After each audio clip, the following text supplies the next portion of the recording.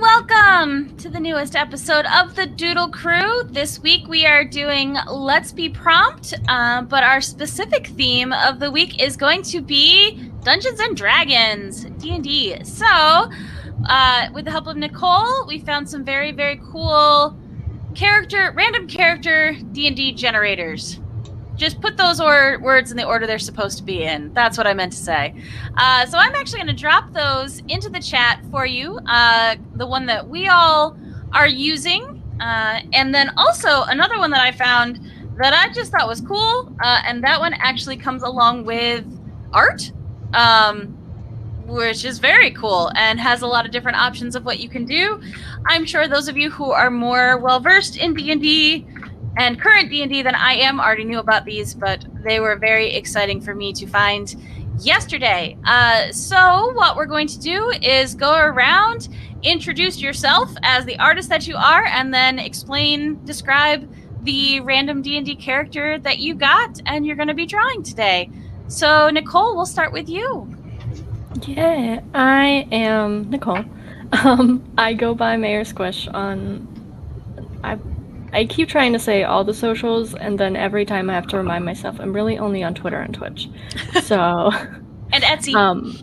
And yeah, I mean, yeah, that is also a thing. But my character, I was very surprised when I randomized this because I did not know that it was a thing. So first of all, his name is Imsh, because that's a name. He's a half-orc ranger, but his background is guild merchant. And I did actually research it a little bit more. There's like a table of quote-unquote professions. So I rolled, and he actually came out a painter. So that's a typical D&D character you can play. A painter who is also good with a bow. I like it. So I guess that's what I'm doing. I like it. That sounds great. All right, going on to Idaho. Who are you? Where can people find you? And what does your character sound like? I am Idaho, aka the Whifflepossum. You can find me on my Instagram, Whifflepossum. Also, on my wife's Twitch, Squish Beans. And my character today is going to be a halfling barbarian named Roscoe Townsend. He was a former gladiator who likes to meet new people, apparently. Ooh, former gladiator. I like that. And Bean in chat says he paints with the bow and brush. I like that. That's very poetic. Awesome. Yeah, I hear you. Not you, the cat. And Kristen, who are you? Where can people find you? And what does your character look like? So, my name's Kristen, but I go by Kia, and you can find me on Instagram at Kia Creations. And for today, I am doing a character that I have never drawn or played before, which is a Dragonborn. So I'm kind of excited that I get to try something new for that. This is a pirate Dragonborn. They are a bard, but they are also a pirate. So I just imagine that they are a ton of fun on the ship. And I'm thinking of some fun ways to kind of make him a little bit more piratey, colorful, even though he's a white dragon. So that'll be interesting. That's awesome. Yeah, I haven't had the guts to play a Dragonborn yet, but I'd really like to because it's neat. And again, I think that's going to look very, very cool. No one that plays D&D can't show off dice, but I got dragon scale dice recently, so that I will admit when I rolled and I got a Dragonborn, that's what drove me to commit to it. Oh, wait. All right, hang on. So you were hidden behind your... No. Get out of here. Before your name, hold your dice up again so people can see. Oh. So they are... I'll try to hold it to the camera. Fingers crossed that it'll even, let me. But they're... there's my camera. They're dragon scale dice. They're very hard to see, obviously, because I have a... Yeah, but that's very cool, though. Yeah, the only... I don't have all of my dice on my desk right now, but I do have this one that I enjoy, which is one of my gigantic D20s, which makes me happy. And so... what do you have, Nicole? I have a dice pouch. I'm very happy about it. Oh my gosh, it's so cute. Yeah. Oh, Just got yay. a new dice tower from some friends. Ooh. Oh my gosh, awesome. Yeah, so I didn't know that was a thing for a long time, and then people were talking about it. I'm like, well, that's the coolest thing. I wish I would have had that in college because that's amazing. Okay, yeah, so I am Swan. You're on my channel. You can find me across the internet at a Swan named Emily. I've got my own personal stream on Fridays. I have a new stream that is now running every week.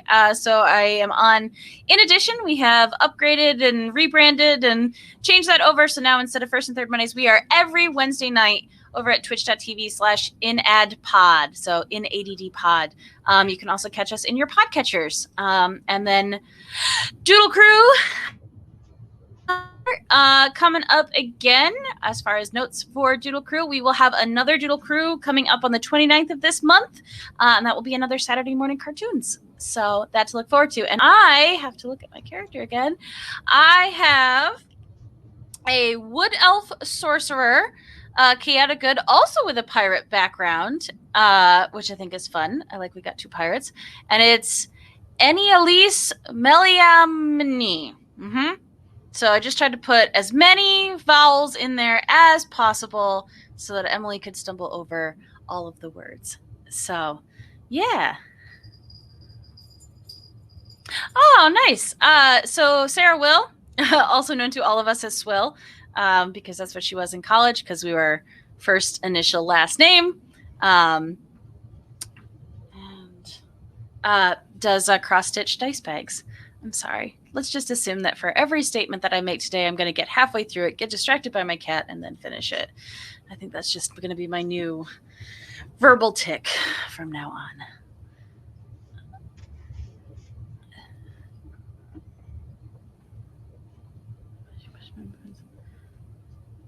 Oh, wow. Oh, so Sopas Klotz says his friends are now laser cutting dice towers. That's dope. Oh. And Bean, who is actually a metal worker, he is forging Winton. If you want to follow him, he actually does a live stream where he forges amazing stuff. He made leather dice bags in the past. I think you should. Now, I got a stupid question for you, Bean. Could you, if you had a brand, like if you got a specific patterned brand, with the materials that you have right now, could you brand the dice bags with different designs?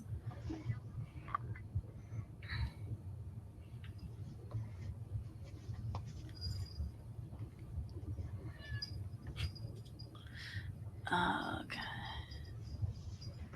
Printing.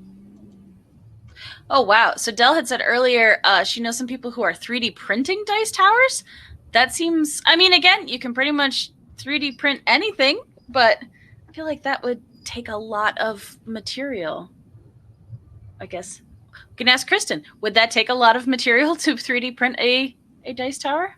Surprisingly not, only because dice towers don't need to be super dense. So normally when you 3D print something, you have kind of like a honeycomb pattern on the inside, and then the denser you want it, obviously, the tighter those honeycombs. And the few dice towers that I've made, no, you really don't. Plus, if you think about it, the walls of the dice tower, because the inside's mainly hollow, it will take a long time to print because they're usually very tall. But material-wise, no, probably a couple bucks.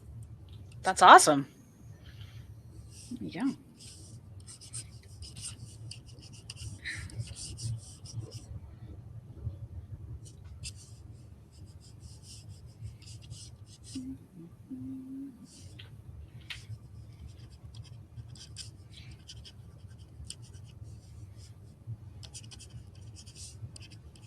Oh, hey. Dell is on it and has actually sent me that link so I can share that with everybody. Oh, those are cool. Oh, maybe not. All right, so...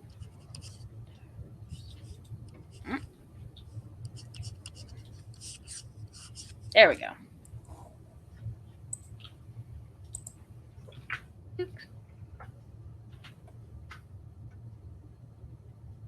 There you go.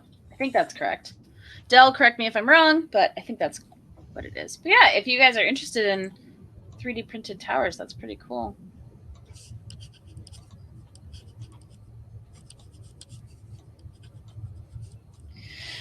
Okay.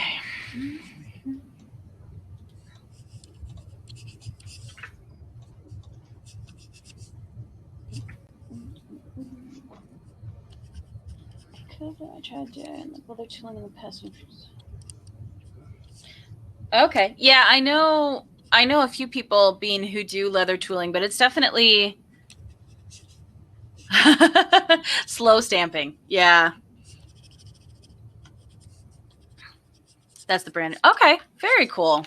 Yeah, so if you're interested at all in that, then that's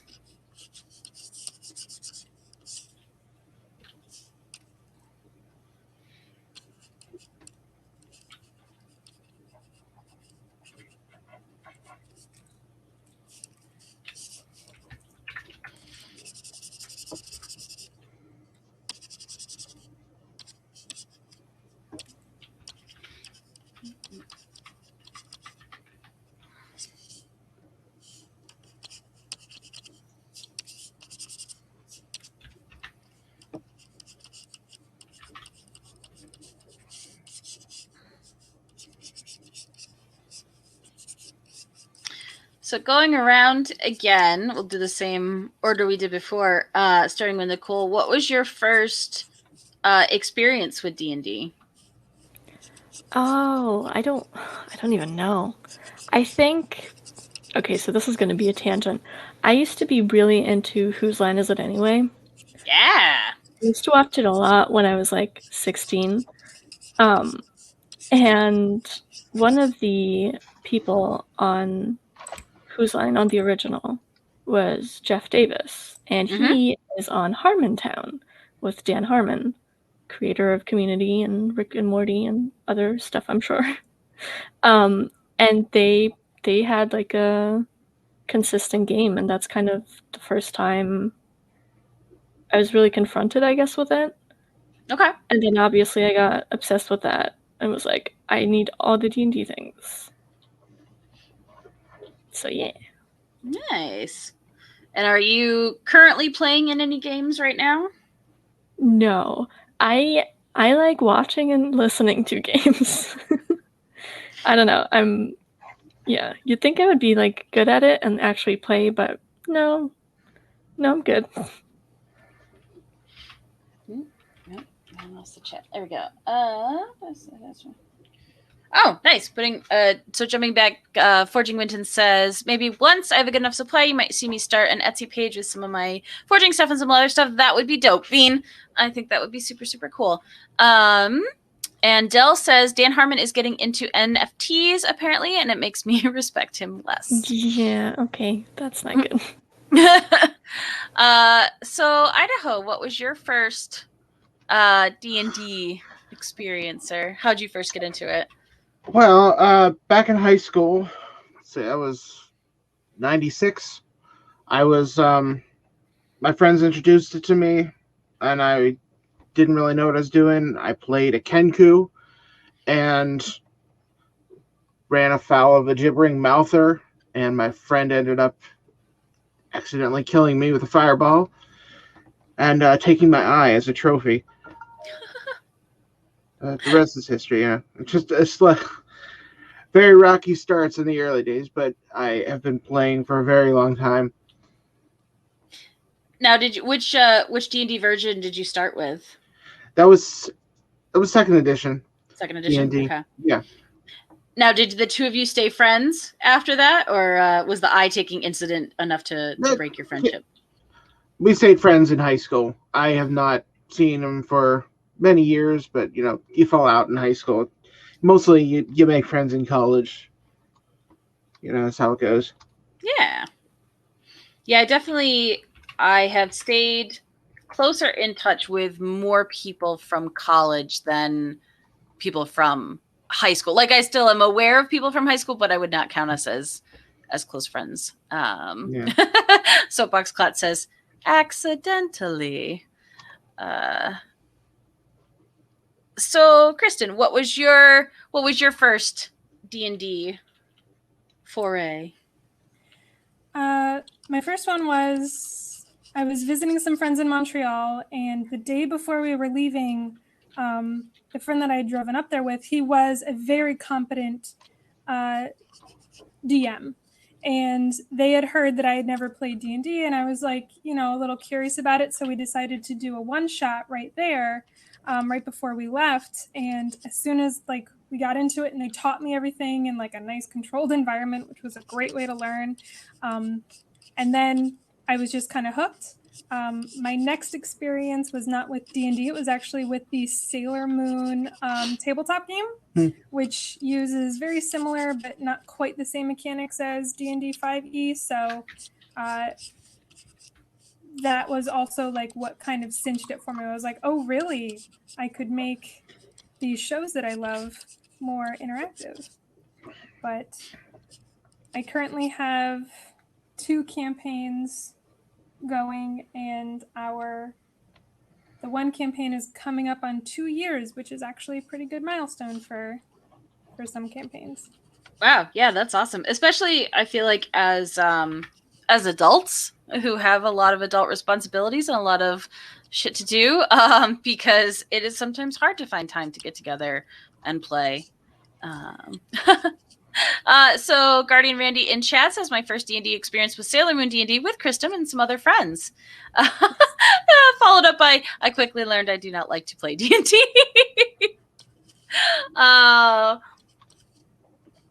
Yes, Jessie Betts can confirm, as I used to own the Sailor Moon tabletop D&D book. It is delightfully 90s.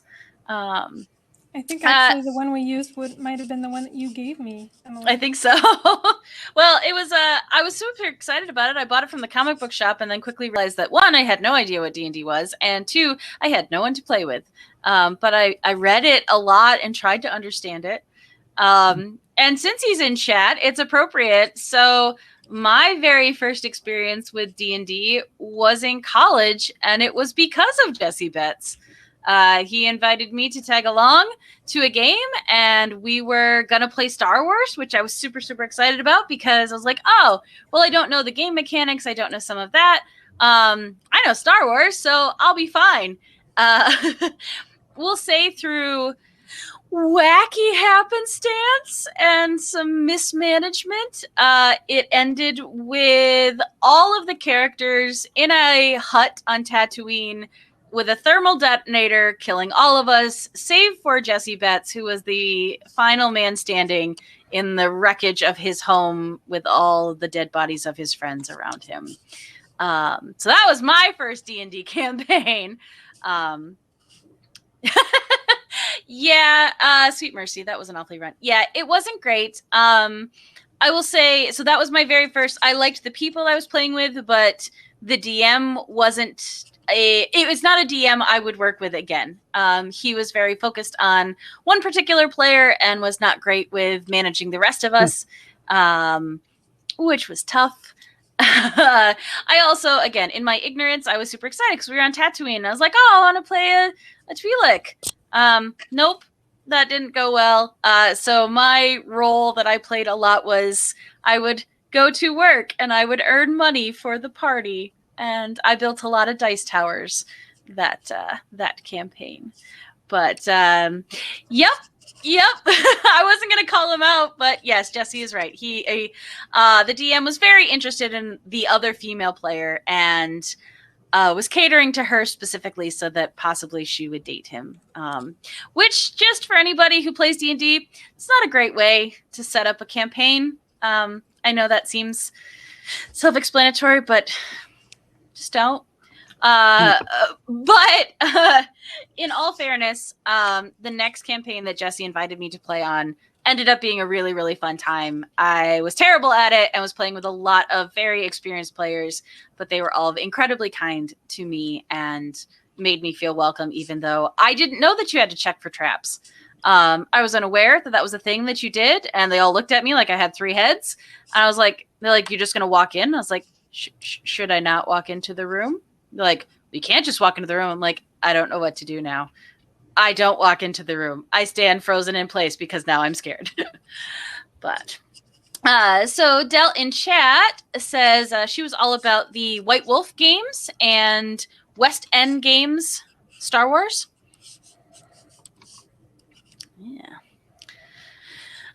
And she also says, I actually knew about the Rebbies mentioned in season 4 of Castlevania because of White Wolf games. Oh, cool.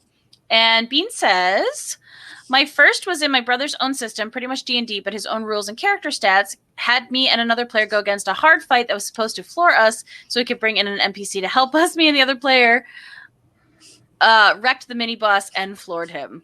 Nice. Well done, Bean. Yeah, and as I know it was mentioned earlier, but I'll mention it again, both Nicole and I are fans and supporters of two of our friend groups who are running 5e D&D campaigns as podcasts. They're live play podcasts.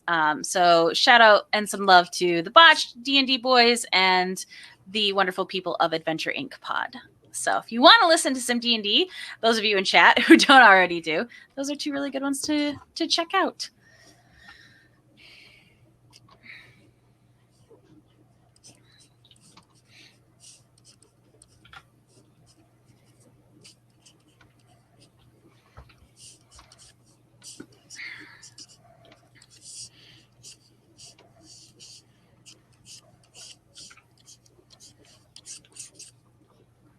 So as artists, do you always draw your D&D character, or are you more content to just play it and leave it at that? Or do you have such a, like, I know I've suffered under some DMs who kill off people really quickly and there wasn't a point in drawing your character because you wouldn't live that long. But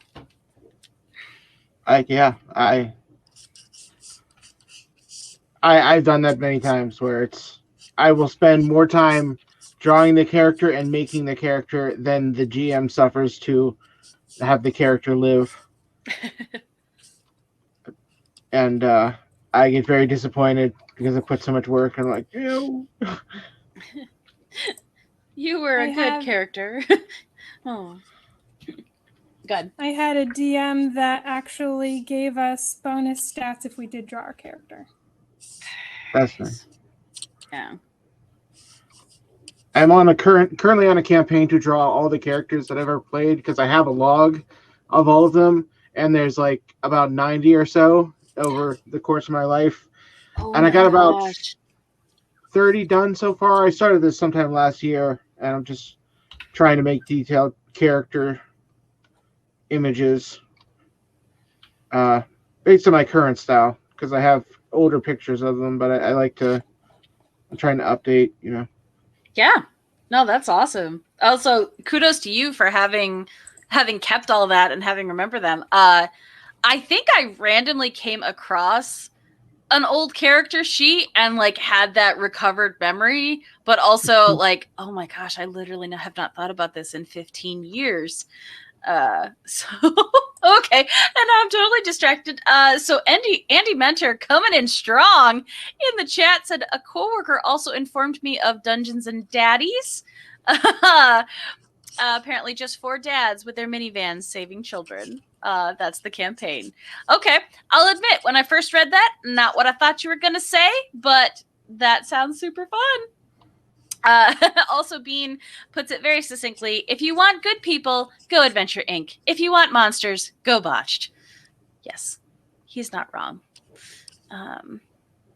Yes, depending on the level of dick jokes that you would like, that is also a good indicator of which campaign you should listen to. But yeah, so it's funny in talking about drawing characters, aside from one of the ones I played in college, I haven't really drawn any, but because I work as a commissioned artist for Botched, I've drawn a number of characters from their campaign.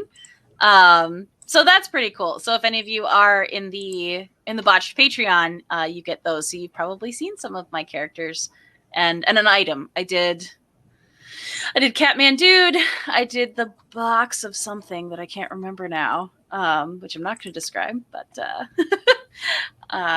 yeah, and a few other things. Oh, I got to draw Tedward I guess Judge Edward, who was a little orphan boy with knives and a cute little butt. I feel that's important to mention. That was part of his character. So that's good that Bean, you brought up the McElroys. So people in chat, what do you think? Is that, a source that you go to for D&D content, or also people on the panel? Or do you find your stuff elsewhere?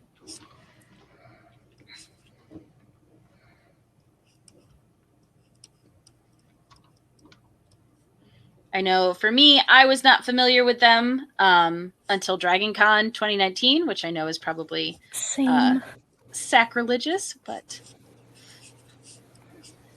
they seem nice. Yeah, I was talking to a friend afterwards when I got back home.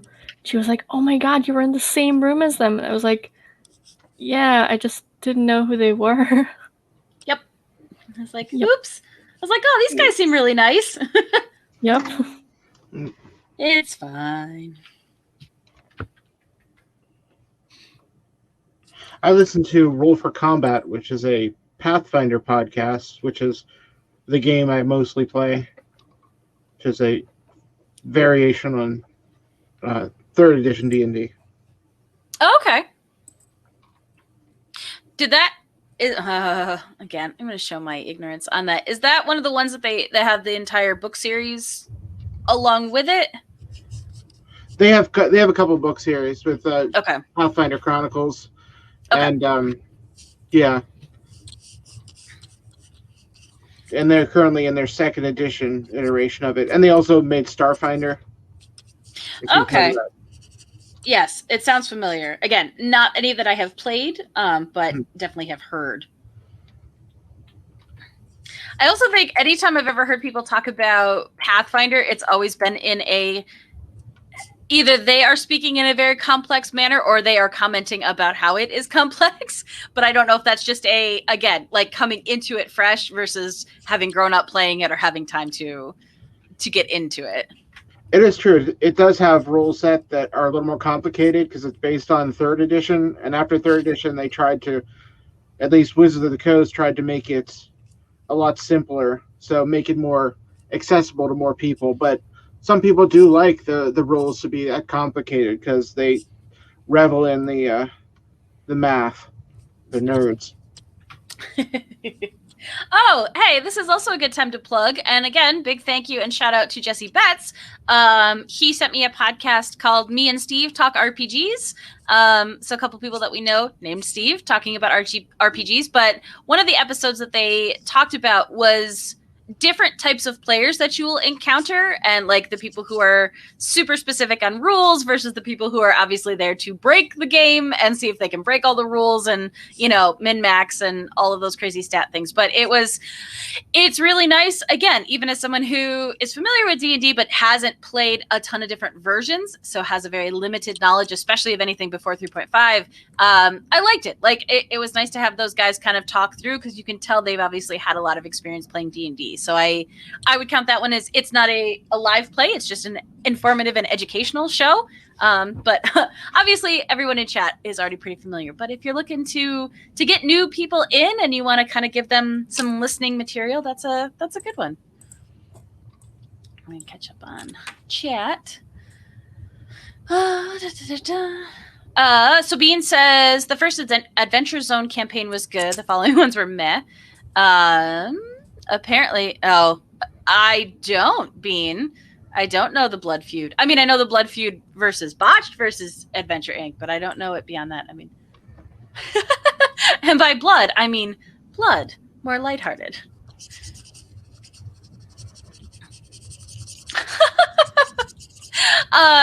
So I think we found one of those people, Idaho. Jesse Bett says, I like the rules to take me to the deep end of the pool and hold me under. So, yeah. Nope. I think it's good. Again, I think having people like that as a part of your campaign is good. And I think if it's not everybody, then you can still progress the story and the campaign along while still having people getting into the nitty-gritty of things you can do.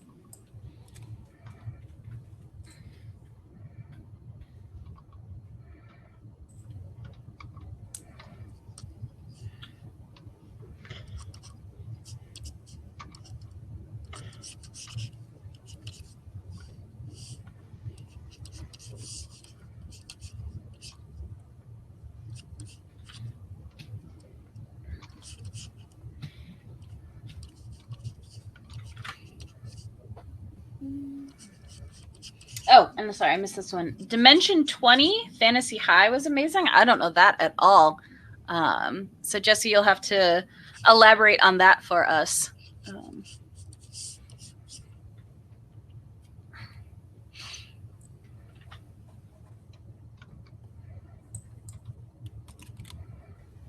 Or if anybody on stream knows that one. I'm not familiar.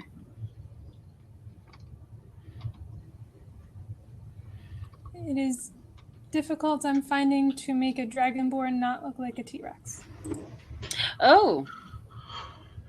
No, I think it's good. I like what you did with the bridge of the nose. I don't think that is given off T-Rex vibes. I said a few times to make sure it didn't look too much like a T-Rex. But I saw some people mention that they like doing Dragonborn, so that's why I was like, you probably know better than I do how not to make it look like a T-Rex. It reminds me of... Oh, go ahead, Idaho. Yeah, I was just saying, I think that looks cool. I once made a lizard folk, drew a lizard folk that looked like a raptor, because that's what the player wanted it to look like. That's a cool idea. I love that. So you do commissions then, Idaho? Like for other people's characters? I've done some D&D commissions in the past couple of years.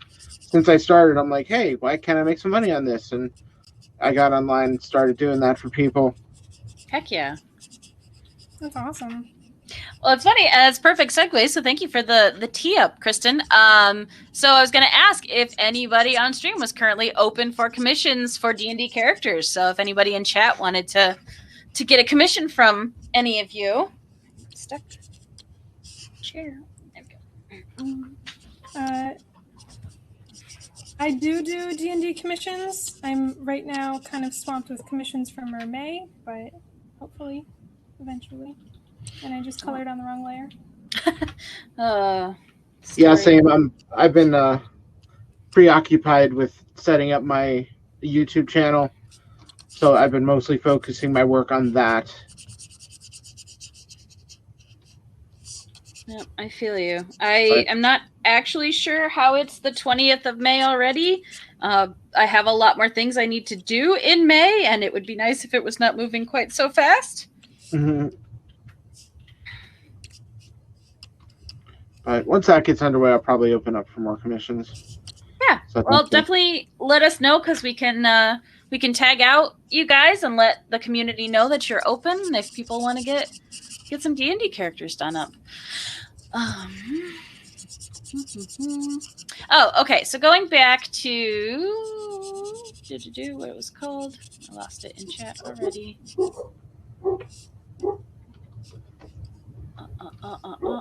Oh, Dimension 20 Fantasy High. All right. So Jesse says D&D through a John Hughes filter. Adventurers going to, oh boy, Arthur Argfort Adventure Academy, which is a very violent high school. Episode 2, they had to fight a creamed corn golem and a possessed lunch lady. The whole episode has just absolutely floored me because it was stuff I'd never heard of done in live play. No, that's hilarious, and that sounds super, super funny. Oh, so Kristen Bean says your Dragonborn looks really good.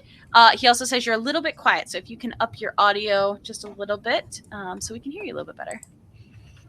That is giving me credit to knowing how to do that. There is a setting in StreamYard. If you go to the cam mic and go to audio, there is a click. Is that a little bit better? Sounds better for me. It went from 60 to 90, so but apparently it can go to 200, so I don't want to push it. I enjoy those scales that don't actually make any sense. We're just like, okay, well, we could go to 200. Sure, why not? But yeah, Bean, let us know if that's a little bit better. Oh, and Dell says we should start January for Dungeons and Dragons. Yeah, January is actually not a bad time to do it because it's usually sometimes a slower time for me. Is that a thing, or did they just make up January? Because that's really creative. I was gonna say, if not, Dell, get on that copyright, man. We'll be your test subjects.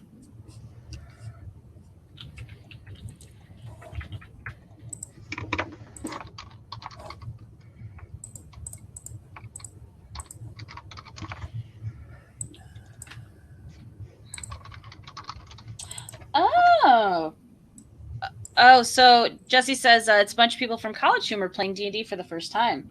That's fun.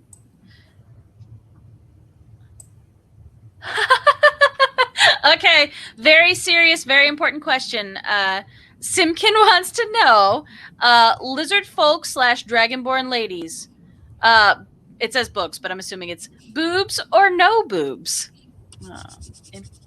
This is us here on Doodle Crew answering those hard questions. That is the question. I mean, they're not mammals, highly so debated. why would they have boobs?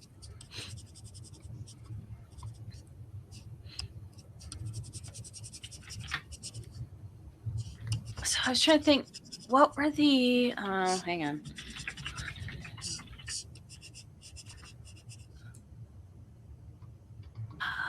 Did they have a time? The Silurians. That's all I could think of, which I'm saying terribly. But Madame Vastra, the one that's the best. It's the lizard people from the center of the earth from Doctor Who. That's what I was immediately thinking. I was like, did she have boobs? I think she had boobs. Because she's an actress. Yeah. Physically has boobs. Was a person. Yeah. Oh, Bean also says you sound better, Kristen. So good.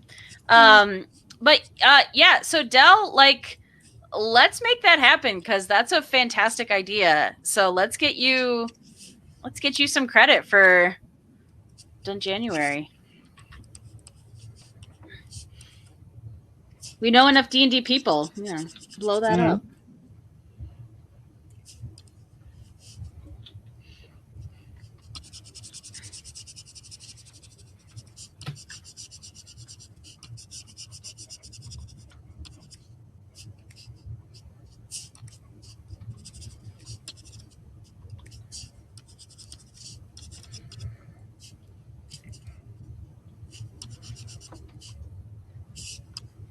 Halflings looking like little dwarfish.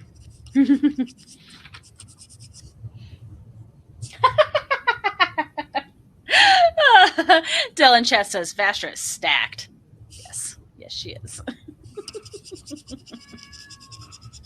Yeah, did you like Madame Vastra too?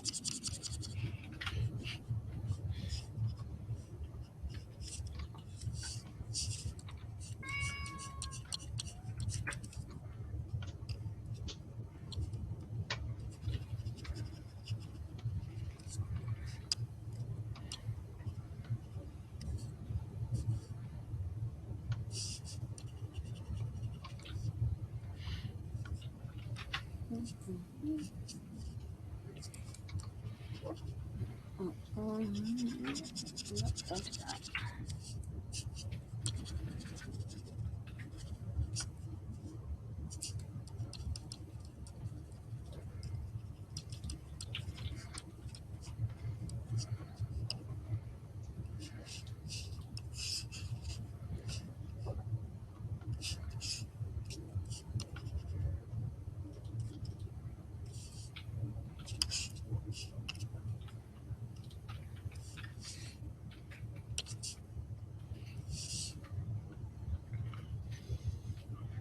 So I know I had talked about this at one point with friends of mine in their morning show, but so for those of you guys have all obviously been playing or participating kind of D&D adjacent for a while.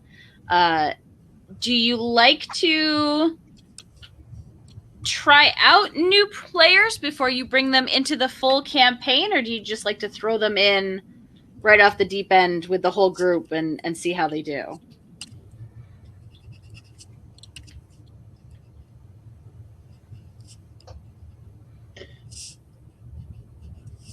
Never thought of that, actually. That's like, how do you try out new play? I wouldn't know how to go about that because usually it's like, yeah, it's kind of a roll of the dice. Whenever you bring on a new player, are they going to be a fit for this group or not? You just don't know. Yeah. I'm obviously not. Oh, sorry. Go ahead.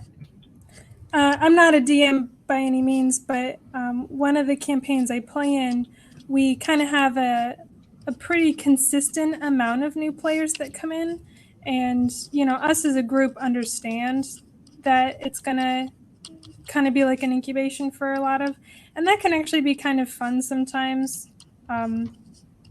Mainly because it's rewarding to see people like get the gist of it. But then also the DM has so many more like creative campaigns for us to like ease them into it, so they're more the silly campaigns before we get into like the big epic things. So those are sometimes rewarding, but I've never minded having people just kind of dropped right into it. But then again, that's how I was taught. I was literally just thrown smack dab into it. Yeah, I like the idea of running like a one-off with, even if it's, you know, not canon, but it is going to be the characters that you're going to play, but it kind of just lets you get into it. Or even if you just, you know, do a random, you know, here's a pre-made character, let's just see how our table dynamics are. Like, I think that's nice, especially if the DM is working really hard to build a world and set up an ongoing campaign. You know, you don't want people like coming in and dropping out and doing all of that if you know, are trying to build an ongoing story. For sure. So Simpkins says, something I would love to try out is doing one-page RPGs on stream with this stream community. Yes. Yeah, I think that would be really fun. Jessie Bett says, I'm trying to stop doing the thing where I take new friends and throw them in potentially awkward or uncomfortable situations as like a personality litmus test. I mean, Jesse, you've been doing it for a while. I don't know what you need to stop now. Oh my gosh. So he had a GM run the Raccoon Street Racers one-pager. As a birthday gift for a player, we got a Vin Diesel grenade. So is that a grenade launcher that has Vin Diesel painted on it, or is it a grenade launcher that launches Vin Diesels? I have questions. And Simkin wants to know, does anyone follow the guy that makes one-page RPGs? I can say that I don't, because I did not know that was a specific thing until this moment.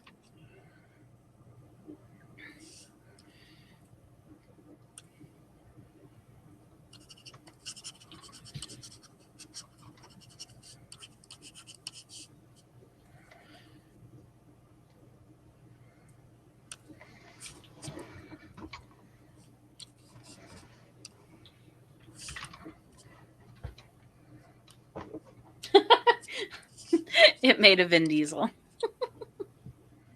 Oh, gosh. Also, just the name Raccoon Street Racers is just fun. It's just fun. So.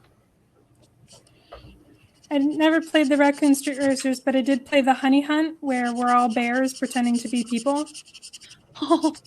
That one's a fun one, because you're either turning more into a bear or more into a person, and you're criminals.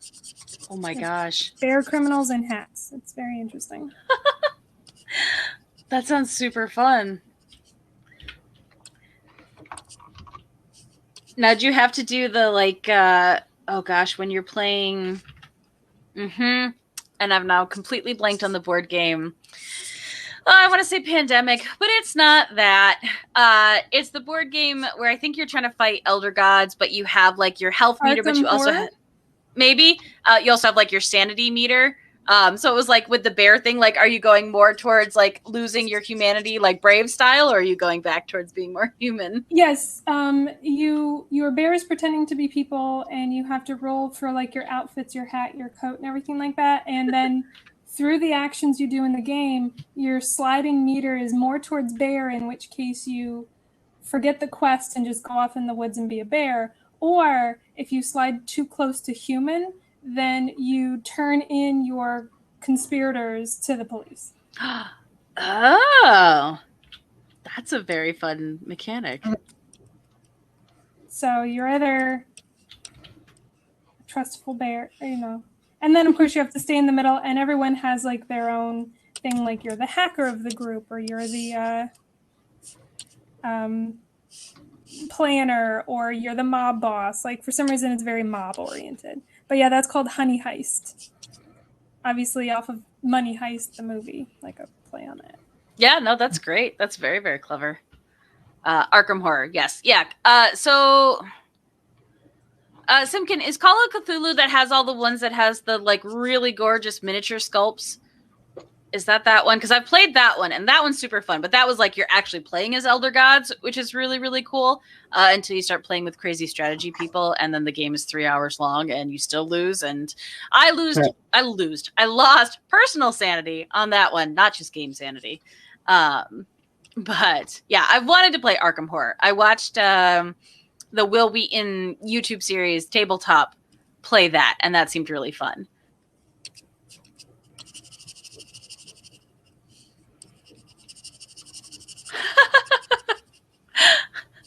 Jesse says, sounds like the Spider-Man one-page RPG. You had 3 stats. Spider, Man, Peter Parker.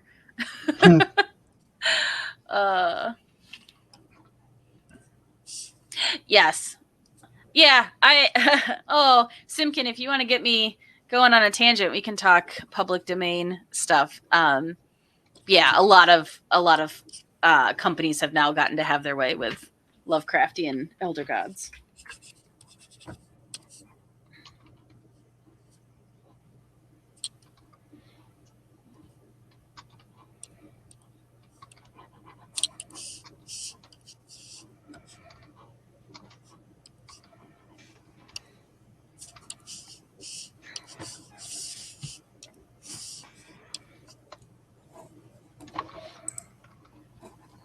I didn't realize when I picked pirate and then it's a white dragon, how hard that would be to color and make it still look piratey.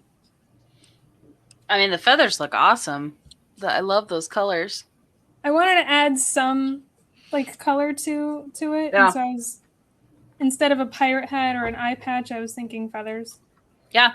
So and honestly, like the purple works really well because it doesn't feel like a purple dragon. It still feels like white. White's such a tricky color. Yeah. Yeah.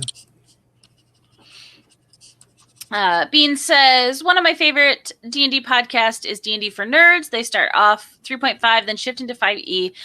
And the DM makes all the rolls, allows for a lot more story-based than... Okay, that's interesting. And he says, pretty much all their seasons are self-contained, so you can start anywhere and not be too confused on who the characters are. That's nice. Because some of them, again, looking at you, Botched, and Adventure Inc., we got like 300 episodes you got to get through on some of that. That's a lot. Oh, yes. So Simkin brings up Lovecraft Country. So I'm familiar with the book. I haven't watched any of the series yet, but yeah, I mean, the book had a lot of that and it's a whole thing. But still, very cool source material. Yeah. Yeah, out of all the streaming services, I don't have HBO, so I'm missing out on those particular ones, but ugh.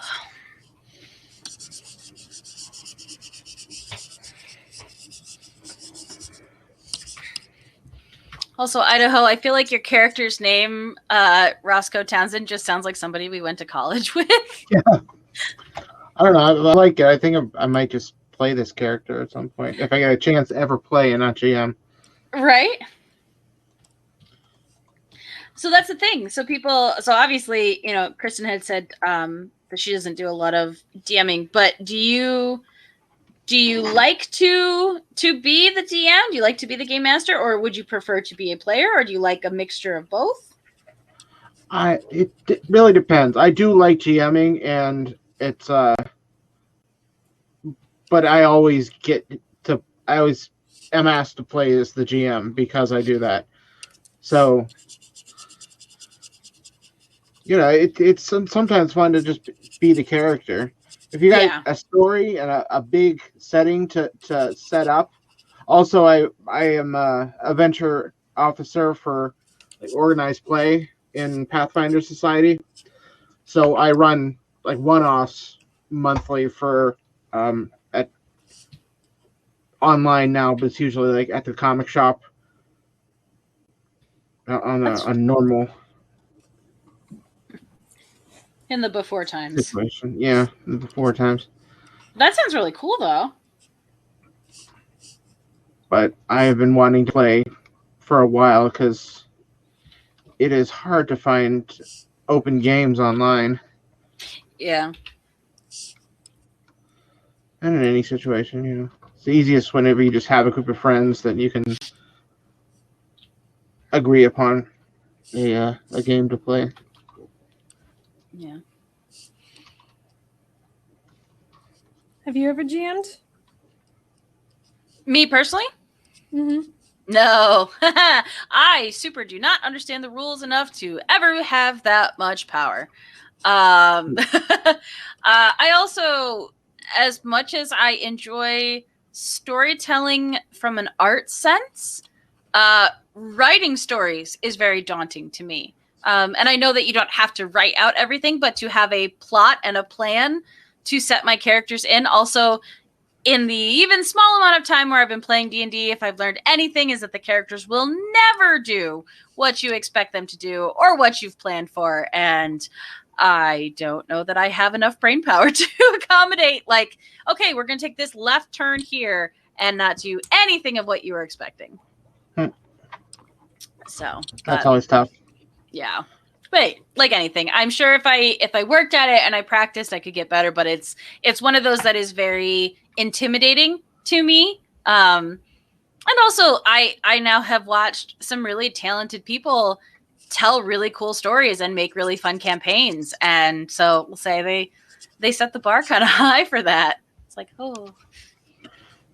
Yeah, I always tell people, and when I run, because I run like a GM 101 class from time to time to get people to learn how to be a GM. Mm-hmm. And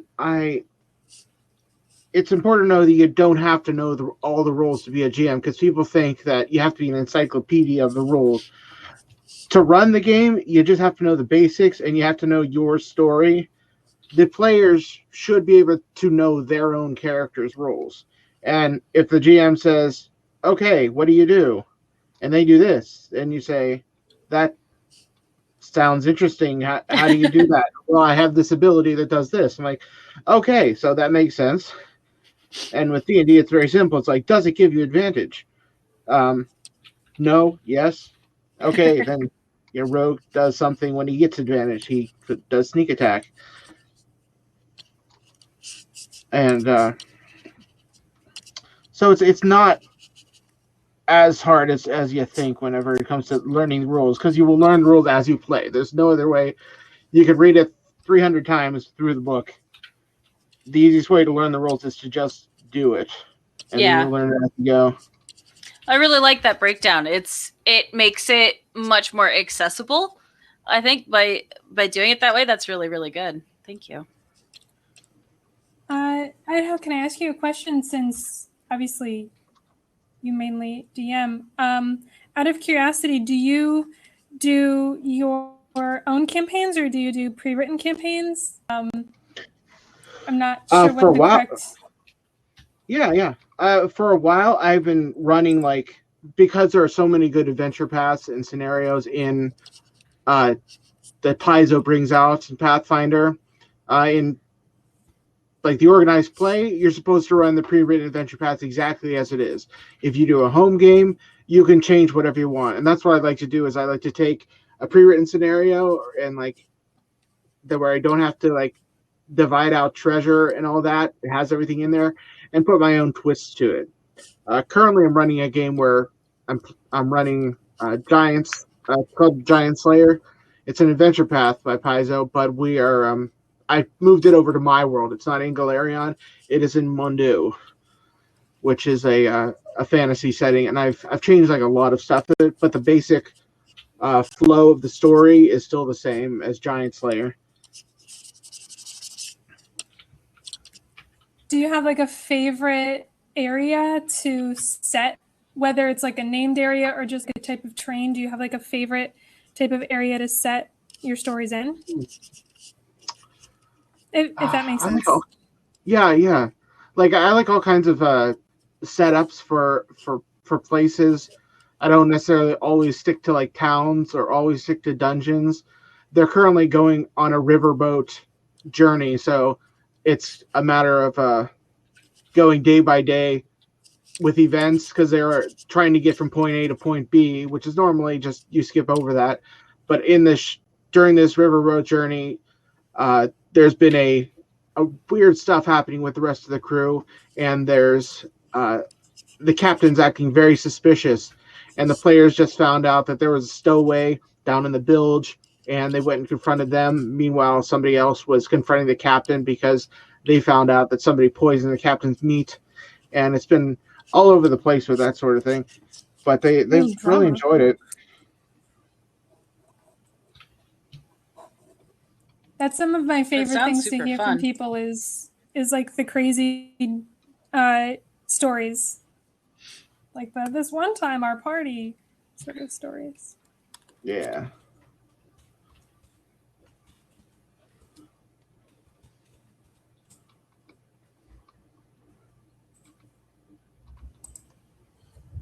What do dragonborn hands look like? Okay, going back in chat.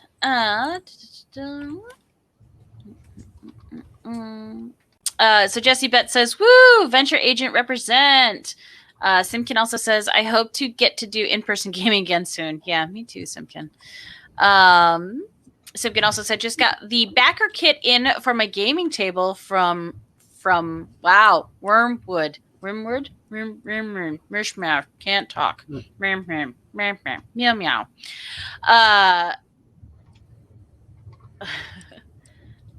So Jesse Bet says, "You dig the new Star Wars RPG? Much more cinematic. I ran it for a year without ever learning the player rules."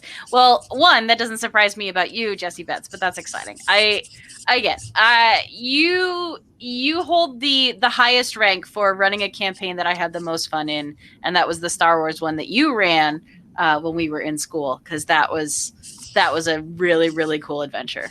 But yes, Jesse also says, "You can never be wrong when you're running your home game," which is very freeing. Simkin says, "See, I'm constantly surprised how sometimes bot adventures from both Paizo and Wizards are just super deadly." Oh dear. Hi, Squish Beans. Welcome.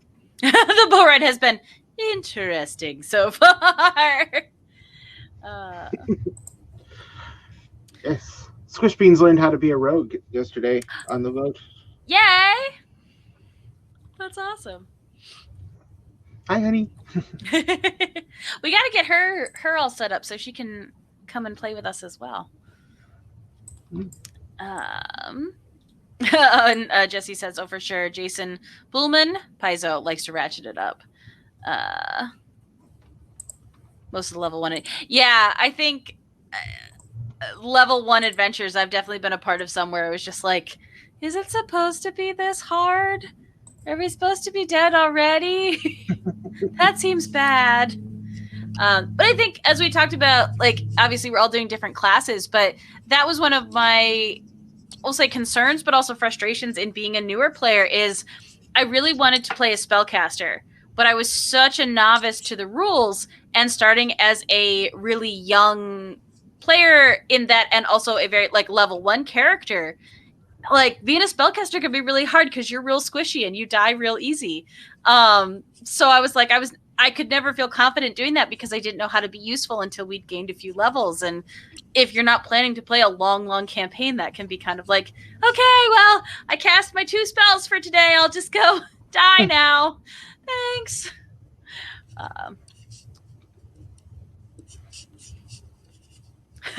That's been an adjustment over the different versions of D&D.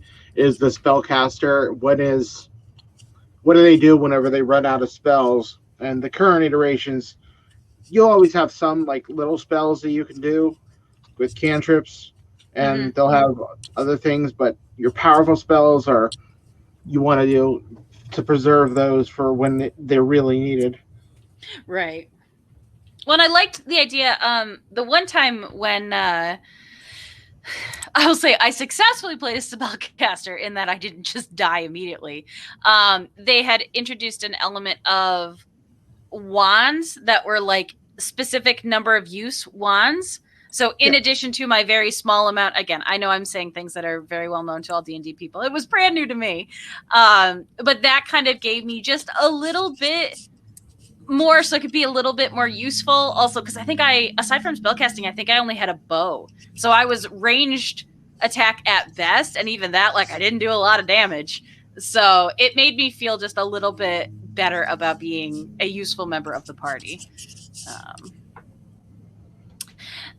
Yes, Jesse Betts. It was the Yaga Minor. We were Imperial recruits, and we ended up on that planet, and we were trying to figure out why things were dying. Yeah, left it on a cliffhanger. We never actually finished it, but it was dope, and I loved it. So, speaking of drawing characters, I drew my character from that a lot.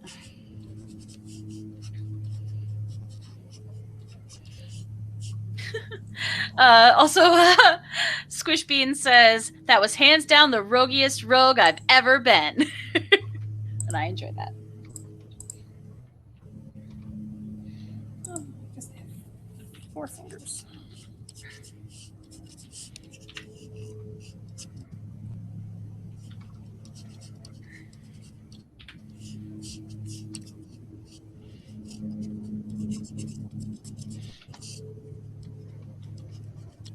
Now, have any of you played any... So, again, this is... Forgive me if I don't phrase it correctly, but I know, like, Forgotten Realms, obviously a very specific, like, world itself. Have you played within the, we'll say, pre-established world that is Forgotten Realms and the different elements of that are already written, or just use that as, like, a jumping off point to run your own world build?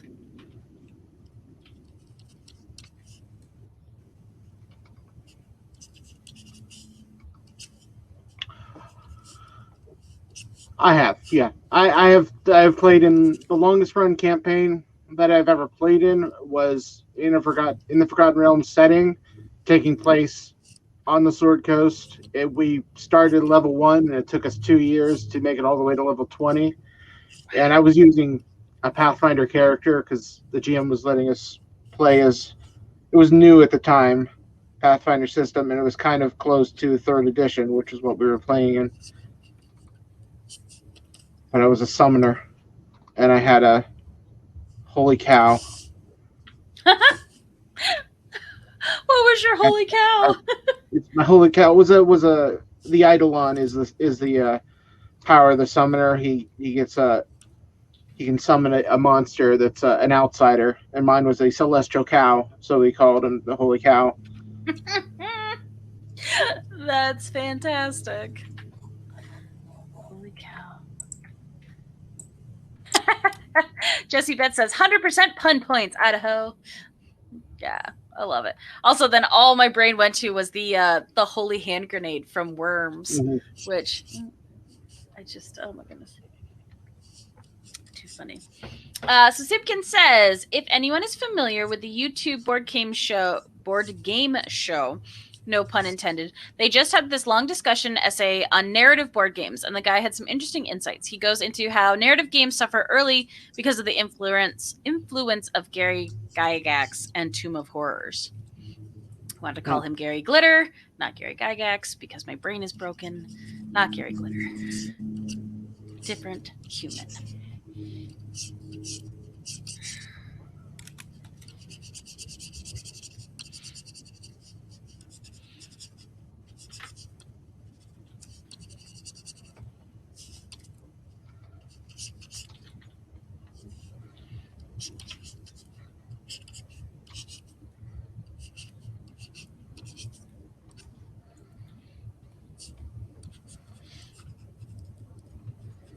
Well, I think it's been interesting to see, obviously I'm going to shout out Stranger Things because I think it's adorable that the guys were playing D&D in that, but also just the shift. So from what you were saying, Idaho, for playing it for so long. So, I was in college in the early 2000s. Like, that was really my first introduction to it. I didn't know anybody in high school who was playing. I had a lot of video game friends, but none of us were doing tabletop RPGs or anything like that. But I think, like Comic-Con, like the way that nerd culture has moved into, I would say more universal understanding, or at least acknowledgement. I feel like D&D is the same way, and just role playing in general. So not necessarily playing a specific, the player's handbook or the dungeon master's guide. Like, you're not always going off of that. You're getting all of these homebrews. You're getting all this different stuff. And I think that's definitely opened it up a lot, which is kind of interesting to watch have happened over the last 30 years.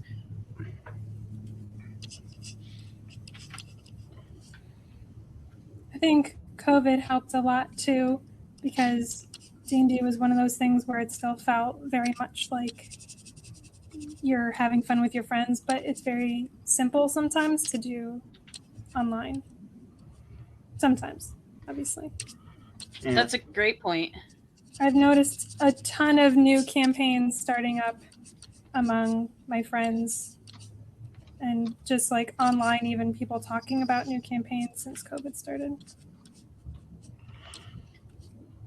The advent of virtual tabletops help with that, because you don't even have to have the pieces and stuff. You can just throw all your stuff into the browser and play on their tabletops, and it's a shared program. And I Which think it I kind of think goes is- back. Oh, sorry, go ahead. Oh, no, go ahead. Oh, that it kind of goes back to what you were asking about new players, and I think with it's less stressful to kind of be sitting at home and you're able to kind of do it comfortably than you're sitting around the big table with all the miniatures for a new player. Like it's kind of like easing them into it, starting with crayons before you get to watercolors. Yes, absolutely. I think that's a great point. And I think, again, with all of the resources, you can now have, 6 different tabs open. You can have your character sheet, you can have your notes, you can have reference things, you can go and look up information if you don't know it, rather than, sitting in front of people who already know the answer as you flip through your book and try and find it. Yeah. And I think it's not only the natural progression of it, but I think it is a beautiful evolution of it, because at no point is it going to eliminate the fun of sitting around a table with people and feeding off of the energy. But also, again, as we've talked about the podcast, like, a lot of these guys weren't all in the same place. They didn't live in the same towns. They didn't have the opportunity to play around a table, but they wanted to keep playing with each other and having that experience, and having all of these new utensils and utilities through websites, and was it Roll20 or something like that, like different things set up specifically to facilitate online gaming in this sense. I think it makes me happy. It makes me happy, because I think that's how it survives and grows as a thing. Oh, yes. So Soapbox Clot says we need to watch the Eye of the Beholder sometimes, the D&D art doc. Yes, please. I would very much like that. I think it's on Prime, right? We could do a watch party. So Simpkin said a whole bunch of stuff. Let me read some of that. So said, quote from Gygax, gaming in general is a male thing. It isn't that gaming is designed to exclude women. Everybody who's tried to design a game to interest a large female audience has failed, and I think that has to do with the different thinking processes of men and women.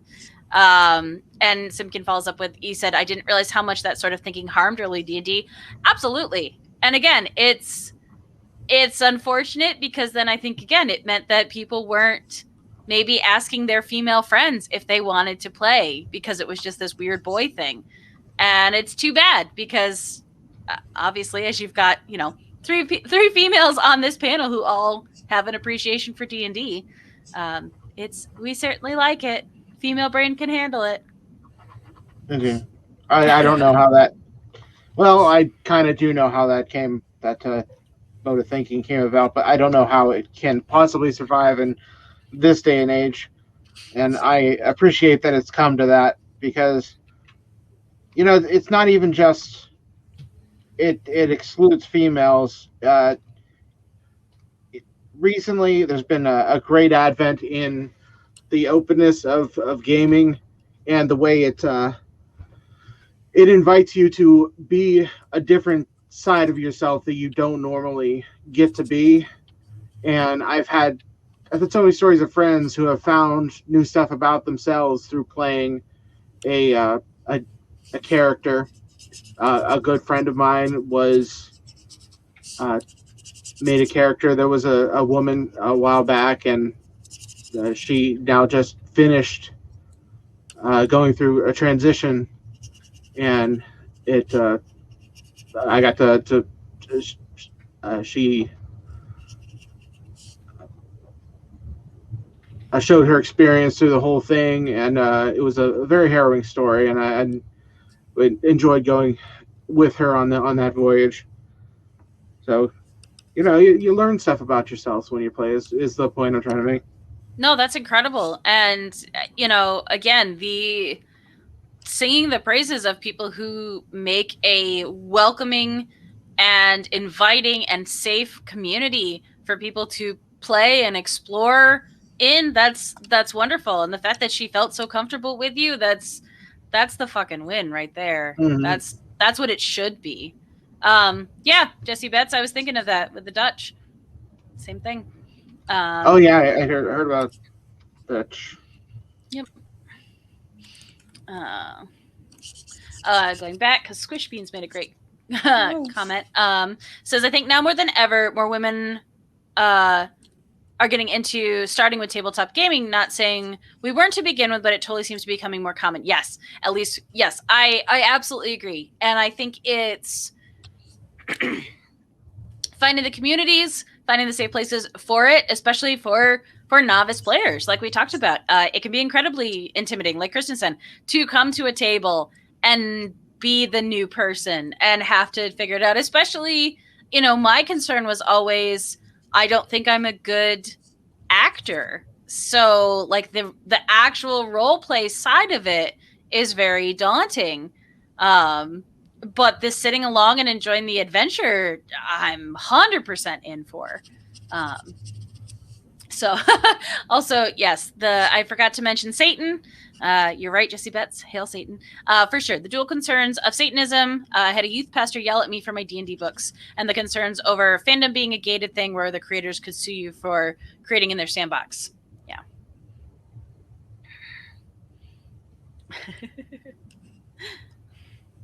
Yes. 100% Squish Beans. Our girl brains are totes into it. I love that. And so Jesse also says, Lisa Stevens, the CEO of Paizo, was key in making the original vampire game all those years ago. She had all these mixed groups and didn't exactly realize how male dominated. Yeah. I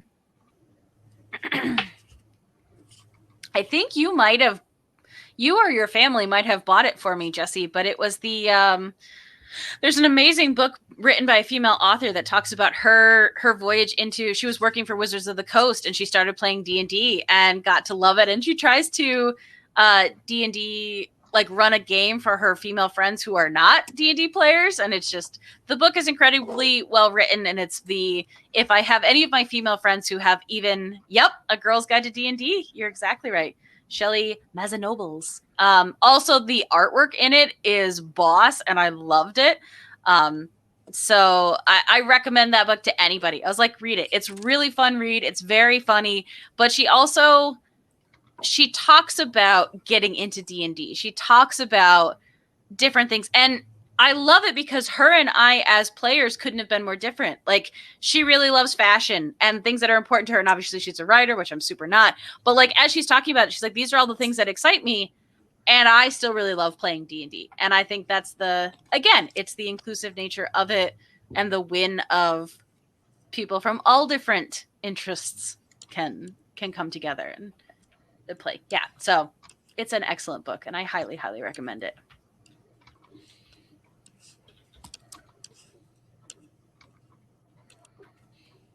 Chopped off this poor woman's neck and now I gotta fix it.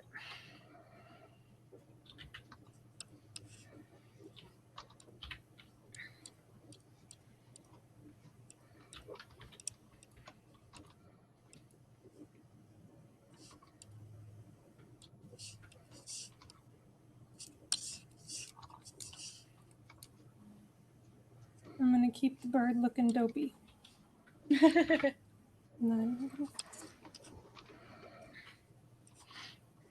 Oh, I like that face, Nicole. That looks cool. Thank you. Sorry, I didn't mean to break your focus. No, it's all good.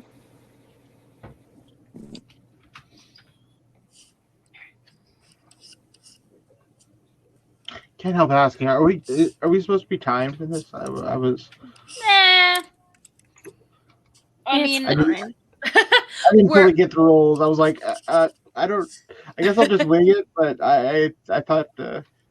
Yeah. So we are at an hour and a half right now. We usually try and keep it under 3 hours. That's the rules. That's the time limit. Okay. Yeah. That's- Either that or until my cat destroys something else and I have to end the stream. Yeah.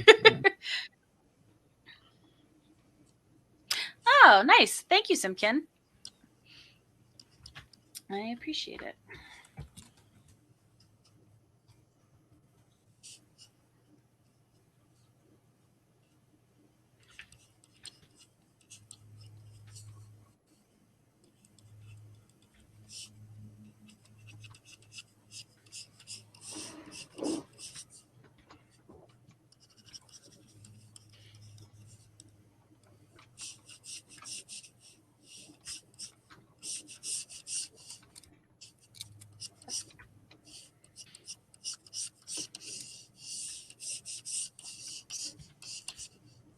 I'll say for everybody who's been in chat, if you are enjoying the D&D, yes, I like the Facebook. If you are enjoying the D&D, if you are enjoying the Doodle Crew working on D&D, working on random characters, that is also something. If you would like us to bring this back again at another point, that is something we can do. Obviously, this was a random generated prompt one, but if you just want to have us do, another day where we just do some D&D drawing, then that's fine too. You let us know, and we can do that. We can do that there, D&D. I don't know what I'm doing with these eyes, but sure.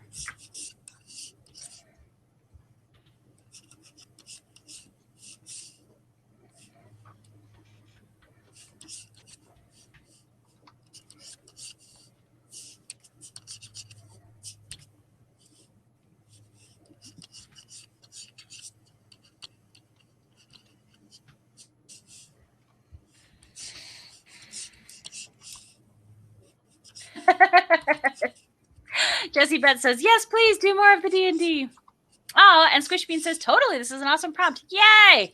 Well, awesome. Thank you, chat, and thank you, artists, for bringing your D&D to the table. Also, not gonna lie, super excited about the random character generator that Nicole found. I was like, well, this is cool. I will be using this again. I do like the one with the art too, but yeah, but for this, like I was super excited about it because I was like, oh wow, it generates a piece of art. I was like, not great when our whole concept is we are going to draw art. And I was just going to say that. Yeah, but I will try to remember to drop those links in the video that goes up on YouTube of this one. So if people are interested, they can check those out. So I know you've been asking most of the questions here, but I wanted to ask one myself and address to you first. Have there been any times, any stories you have where a D&D game or other role-playing game just completely fell apart, and how did that happen? So I will reference the very first one that I brought up, the Star Wars campaign. It had a lot of cool potential, but we were set on Tatooine, and there was some heist mindset that could have been really cool, but all of the players never really gelled together. So like I said, obviously that one ended in flaming spectacular fashion of I think it was actually Jesse's character who threw the thermal detonator in when everybody was in the house and killed us all. But I think more than that one, because I will admit, like, for me, that one was bad, top to bottom. Like, I didn't have fun playing that game. But the other one with this another group that he brought me into, like, we had a campaign that went for a while, and like we spent a lot of time with those characters. And then as you do, once we graduated from school and we moved back home and out of Pittsburgh, that campaign we tried to keep going virtually, but we'll say obviously the oh, Ben detonated it. Okay. Thank you. I'm glad you remember. So we tried to like at the time Skype people in, but because there were still a number of players still playing around the table, and this was obviously, you know, many years ago, it was very hard to ever recapture the magic that we had when we were all around the table together. And obviously, you know, I think if we were in the same situation now, it would play out very, very differently. But at the time, like, you know, I didn't have good audio, so I couldn't hear what was being said at the table. And then like my like my video would lag, so then they were all waiting for me and we couldn't find times. And so I'll say for that one, it was unfortunate because the real world life got in the way of a really cool game being able to continue. I will say there was one I played, and it was supposed to be kind of a one shot and was super, super fun. I always hoped that we would pick those characters up again, but unfortunately the nature of it, like a bunch of real humans got weird, and then it kind of fell apart. But I got to play a barbarian character, and again, we were in an interaction where we weren't supposed to win because that was part of the storyline, but I got the opportunity to take one of the humans we were fighting, and because I had lost my weapon, use that human to beat up the other humans with. So while it ended and I was bummed, that was a wonderful moment. Like, I was the last one standing. I got to use a human to beat up another human, and that felt really good. And then they knocked me out. Nice. So if I had to go, like, that was a good way to go. But yeah, so Jesse says, so Ben detonated the thermal detonator. Jesse used his blaster to kill Ben, and then because I remember you were the only one who saved. Like, he was the only one who survived the blast and actually didn't get insta-killed by it. But yeah, again, I feel like it's not a good thing if the players literally, like, mass kill each other because the game has gone so awry. So, again, like, if you want to crash and kill a game in spectacular fashion, it was my very first D&D game ever. And I'm just like, okay. So yeah, I'm hoping to play more. I'd like to get into playing more, but I don't currently have a game that I'm in. It's only ever been like little one-offs and stuff like that. So yeah.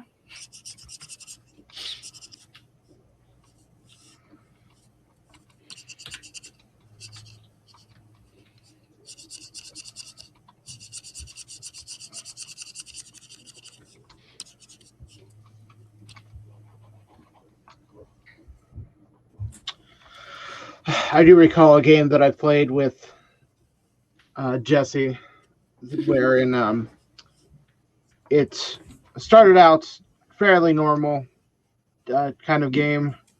We were, I can't remember what the plot was exactly, but Jesse was playing some kind of pirate. I was playing a halfling rogue named Spider. And the GM introduced a little popular item into the plot called the Deck of Many Things. And in true D&D fashion, this is the campaign ender. We draw from the Deck of Many Things, and something completely random happens. You could get a castle, or you could be sent to another dimension. And we just completely hyper focused on this as players, and it devolved into a making a card game with this, where not only would we continuously take turns drawing from the deck, we would also keep score, and we would bet on who would have the most negative things happen to them, or who have the most positive things happen to them, and we end up, in the end, winning a lot more than we started with. And eventually the GM just got so frustrated because we were not focusing on his campaign, and just said, okay, let's just end it here. It's funny because I can literally see that happening, and no part of it surprises me. Apparently that was Dom running that. And Jesse asks, was this where you ended up as the undead Kender that we kept in a portable hole as low as a low-grade nuclear device? Oh my gosh. Ooh, I don't remember that one, but yeah, Dom. That's funny.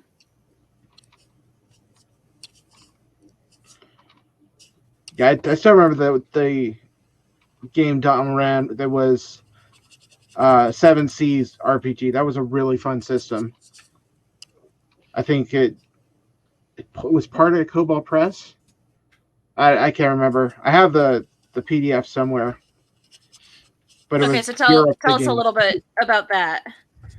Well, it was. I can't remember the plot. I know there was some Cthulhu stuff involved, but because it was so long ago.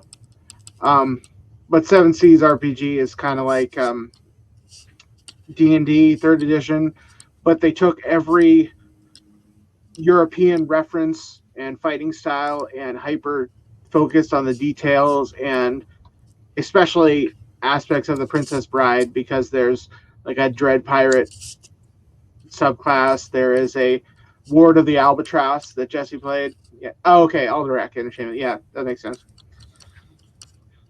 And we were just pirates going around doing piratey things. But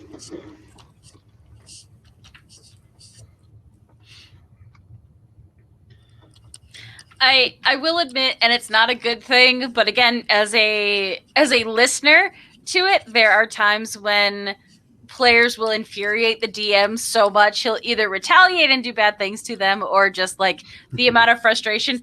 So as a listener, that's really funny. I certainly don't wish that on DMs, except for Dennis. Dennis deserves it. But it's funny. It can be very funny, but so I can see, the two of you just hyper focused on this thing, and he's like, I just want to tell my story. I just want to have them go on an adventure. What are they doing? So I like it. Oh, this is cool. So Dell says Simkin ran an amazing Scion game where all of the PCs were artists of some sort. Oh my goodness. Simkin also says, if I offer to run a Pride and Extreme Prejudice, the RPG about women of marriageable age and giant mechs, yes, Simkin, I am 100% in for Regency era mech destruction. Yes, please. Yes, I will work on my Regency era English. And okay, so Adele says we had a gonzo journalist, a horror author, a rave DJ, a rock star, and his head roadie. That is so fun. That is such a neat concept. Jesse also says swashbuckling adventures as a supplement for 3.5. It's on the shelf behind me.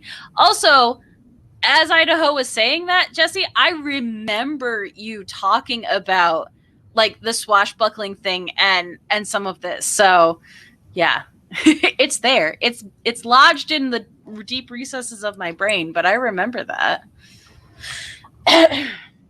Too funny.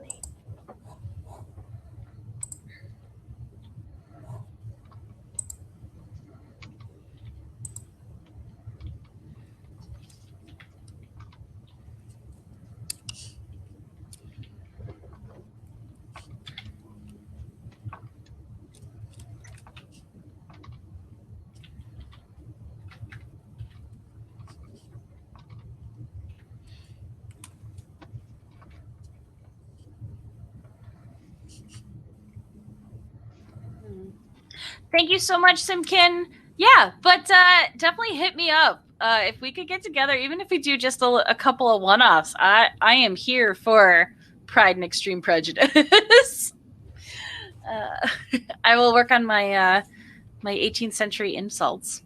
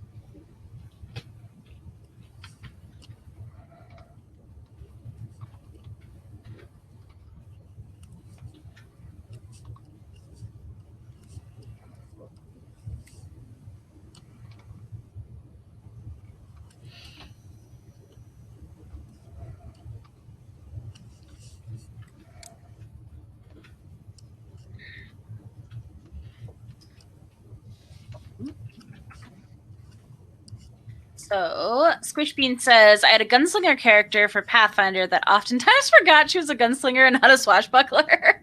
Not that they're too far off, but she exuded a pirate vibe way more than a gunfighter vibe. Oh, that's funny. I like that, though. Like, wait, I gotta put my sword away. I have a gun. I'm gonna use my gun.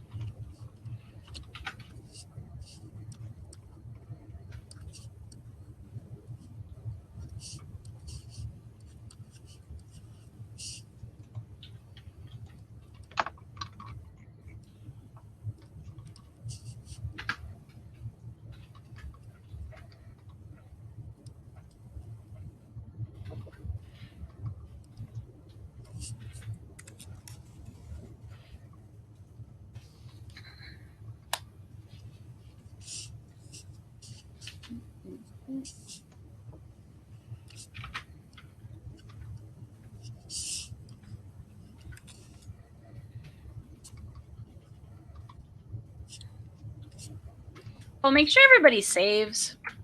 FYI. You. Definitely even. Yep, Okay. I meant to say it earlier that we got talking and I was having fun. I was like, oh, shoot, I was going to tell them. Roscoe.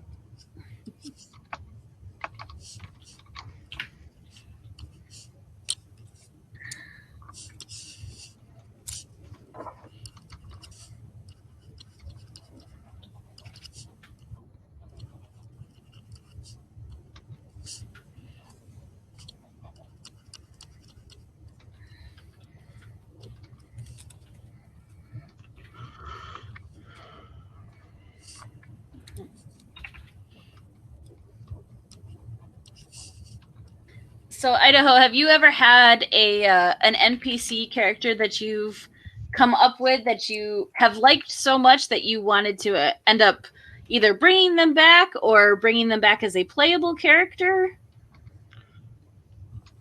Yeah, I have. I've also had many characters that were the opposite. I started out as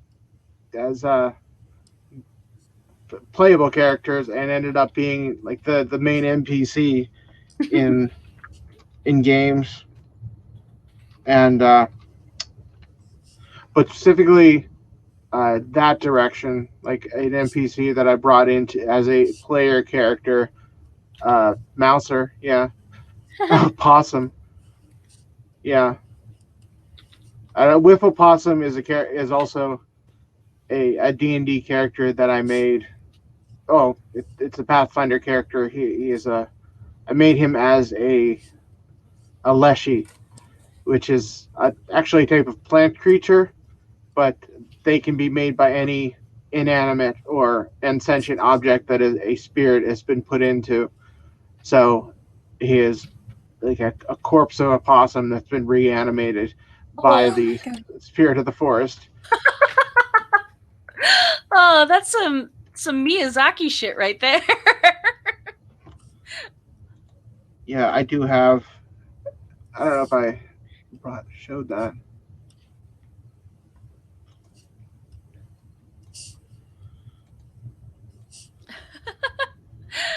Jesse Beth says Finidar Leshy with a little bit of that abysmal energy. Or, yeah, abyssal energy. Sorry, not abysmal. Abyssal. Exactly. Finidar, from the Finidar forest in Galarion, where the abyssal energy has permeated the area because of the war wound. So there's the Leshy's got a little confused of what is supposed to be nature.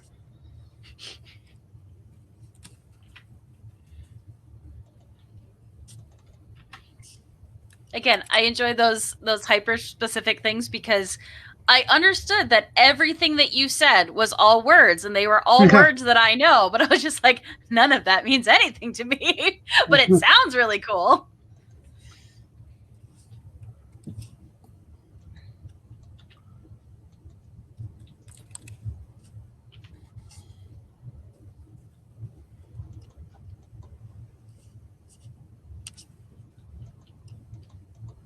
Wow, I am so disorganized with everything here. There he is. That is the Wiffle Possum. Like, it's cute, but it's also a little terrifying. I'm getting very like Secret of Nim vibes, where I'm just like, the mice are cute, but boy, that shit's scary. And I haven't got a chance to play him yet because he's my organized play character. But what I plan on doing is making him a summoner because the new summoner class is coming out, and his eidolon is going to be a aberration called a wolf in sheep's clothing, which is a very throwback monster that is basically a stump that takes the corpse of a woodland creature and uses it as a puppet to lure other things close to it. And it just looks like a woodland creature on a stump until you get close, and then the stump opens up and devours you with all these root tentacles.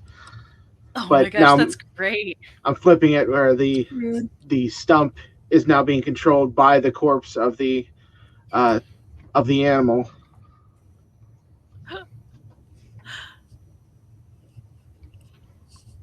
It's absolutely insane, and it sounds awesome.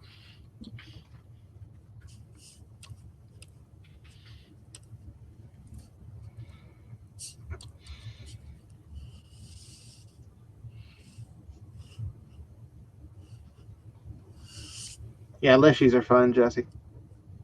It's...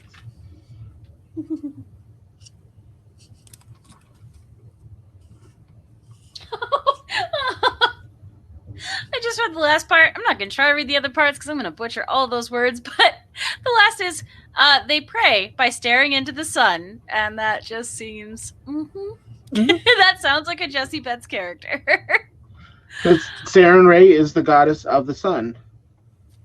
There you go. I mean, it makes perfect sense. That's good. Because Leshies are plant creatures, so yeah, that's a cool concept. As you say, you're basically photosynthesizing. Yeah.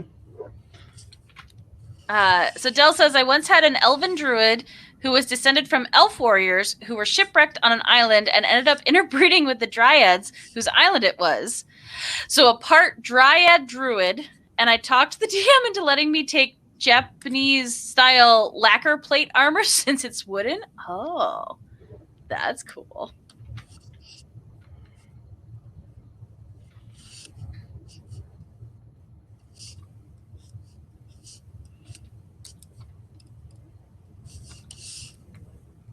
I think that's always something that has just absolutely floored me and impressed me is the creativity to which people create characters and make the backstory. Like, I think it's absolutely phenomenal, and it's so cool.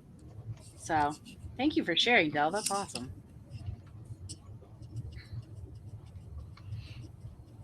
This is supposed to be copper skin tone, but I don't know if it looks as copper skin tony as it.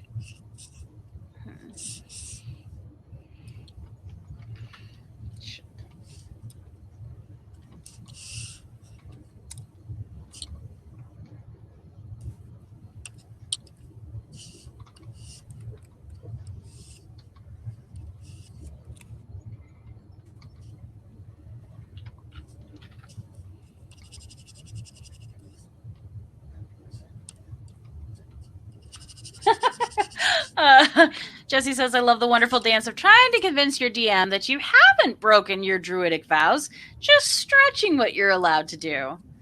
Yeah. I will say, up until this point, I have underutilized chaotic good. That seems to be much more along the lines of an alignment that I can make sense of in my brain. But I was always lawful previous till now, or at least mostly lawful.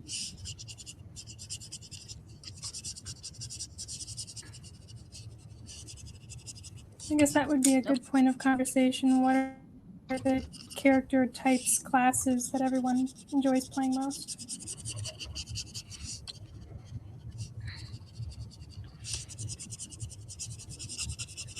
Yeah, I tried to play a lawful good a couple of times, but I will just say, if your players that you're playing along with are murder hobos, it's really hard to be lawful good with them.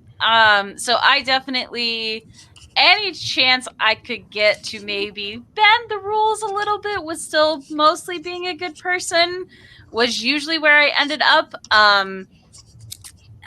I would like the opportunity to play a more evil character, but for all of the games we've had thus far, because a lot of us were starting at level 1 and stuff like that, having someone who was so misaligned from everybody else would have just created unnecessary tension in the party. So I think I usually, backed off and went for something more neutral. But yeah, I'd like to go chaotic at some point. I like bards. A lot of different classes. I think played about everything except for druid over my career.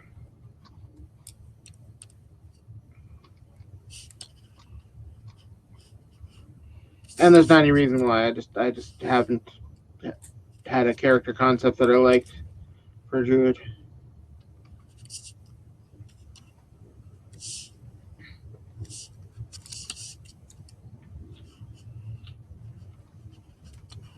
Regarding playing evil characters, one of my favorite games that I ran for my players was an evil campaign where they just wanted to play villains, and it was a Reign of Winter campaign, so they were trying to find if you're familiar with Baba Yaga, Queen of Witches, that was the whole plot, and they had her dancing hut, and they were trying to find her so they could release her. But they got to ride that around, and my wife's character was from Hocus Pocus. The why am I blanking on her name? The main witch. Winifred, thank you. Nice. Winifred. I was gonna say Bette Midler, but yes. Yeah, actual name Winifred. Oh, that was kind of cool too. That's very cool.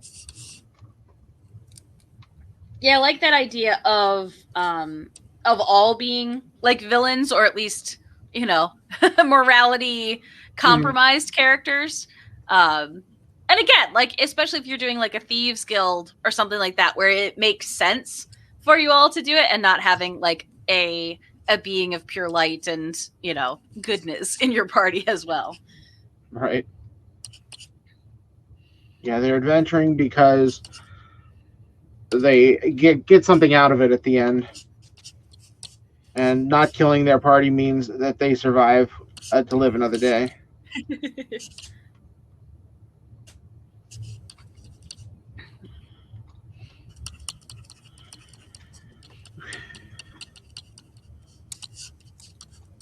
I need to stop focusing on details and get to the coloring.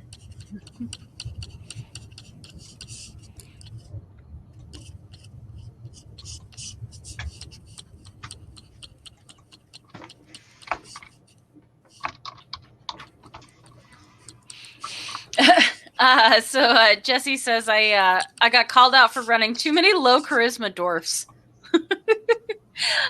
So low charisma, that used to always be my trick as a novice player.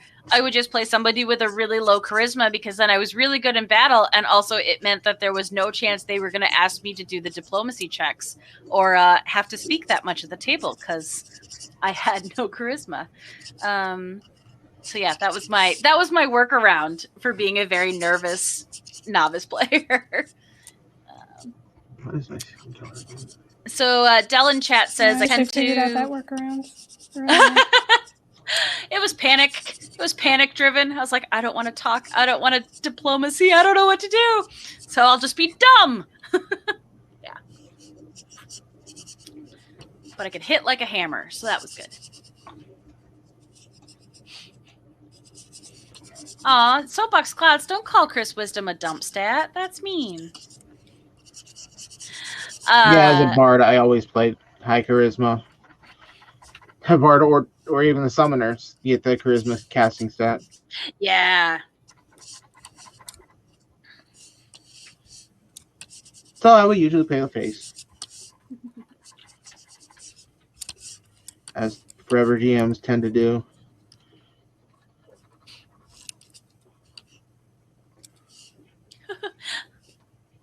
So Jesse says, this one is probably more specific to you, Idaho, but they tried to run Reign of Winter, and he wasn't allowed to spoil the twist for the players who didn't know that a certain person was going to show up. Yeah. Yeah, I guess that was kind of I mean, she's on the cover, so. Oh, the other twist, yeah.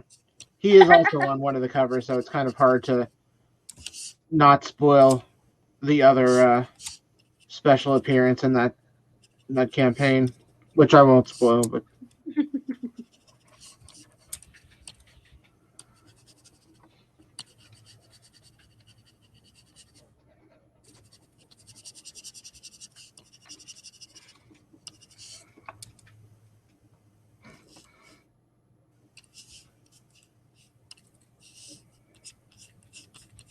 Wisdom is dumb stat, yeah. That's a cardinal sin. Not putting ranks in wisdom means, yeah, you're going to get dominated a lot. Oh, that's really funny, Paul. Guardian Ready says, my random generated character last night was high in charisma and wisdom. His personality trait was, I love a good insult, even one directed at me. Yeah, Randall used the character generator that we were all using and got a pretty good one. So, like I said, I think we should save this and we can bring on more people for more D&D characters.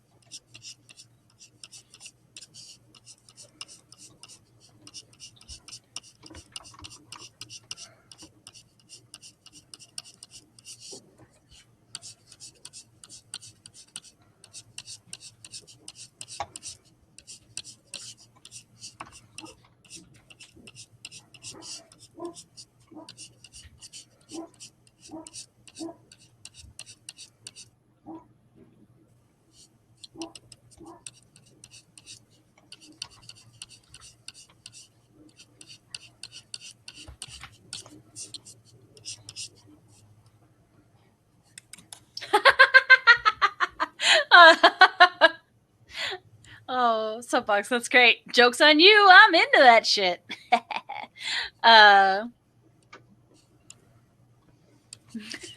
Jesse Betts also says, I mean, you're a group of people who wander into the countryside and absolutely believe that you'll become rich by murdering people. Wisdom is in short supply. So, oh, goodness.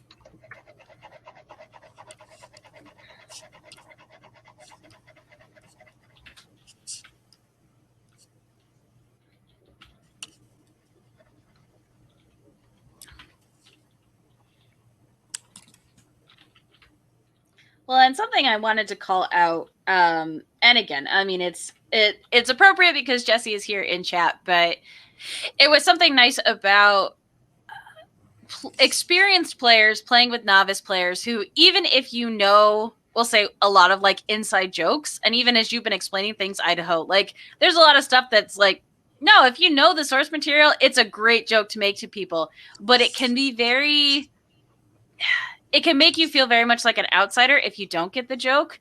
And so I am that much more appreciative of players and DMs who really make it a point that, yeah, we can still make these really super inside jokes to each other, but not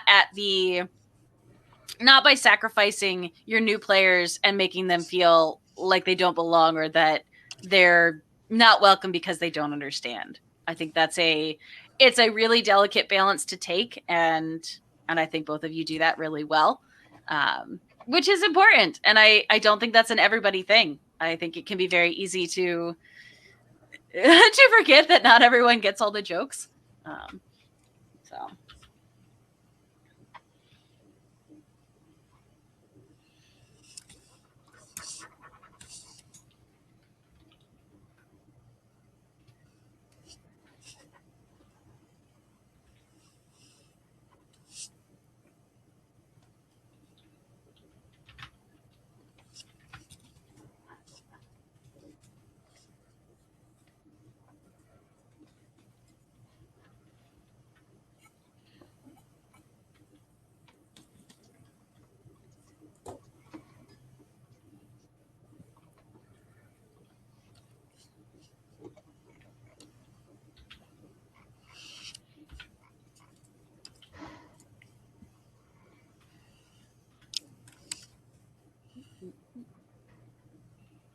I drew that on the wrong layer.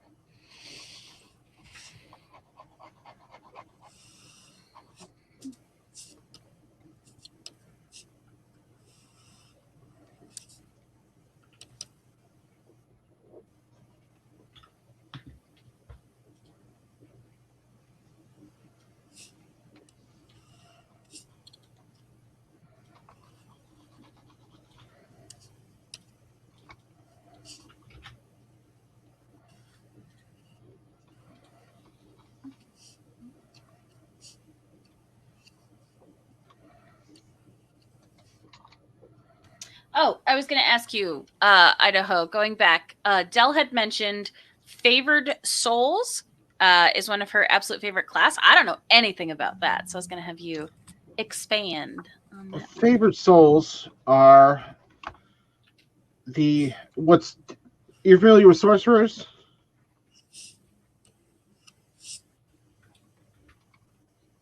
I'll have to ask. I don't know specifics. Well, with spellcasting, there is kind of prepared casters that memorize spells at the beginning of the day, and there are spontaneous casters that just have a couple spells that they know and they can cast them at any time. The sorcerers are the arcane version of the spontaneous caster. the favorite souls are the divine version of the spontaneous caster.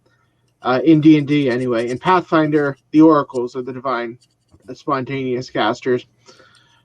But I have not got a chance to play a favorite soul. They were introduced in 3.5, and they have some interesting aspects to them because it's always where cleric studies and with their god and learns the ways and always reveres that god. Otherwise, they lose their spells.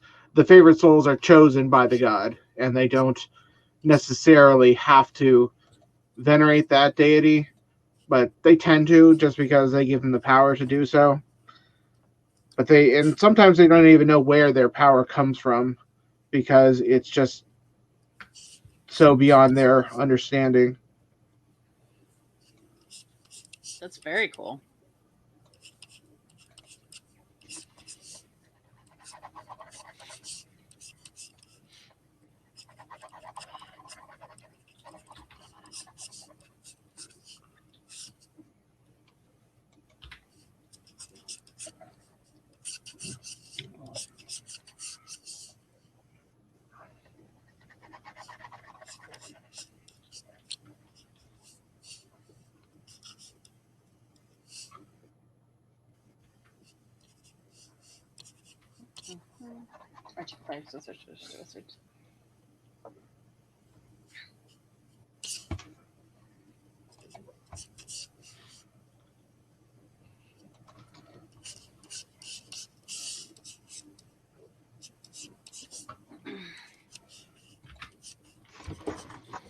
What's he doing?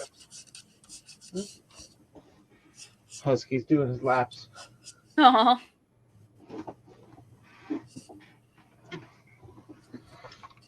How old? He is You have a 16. husky? Oh. Yeah. This guy doesn't care. He's focused.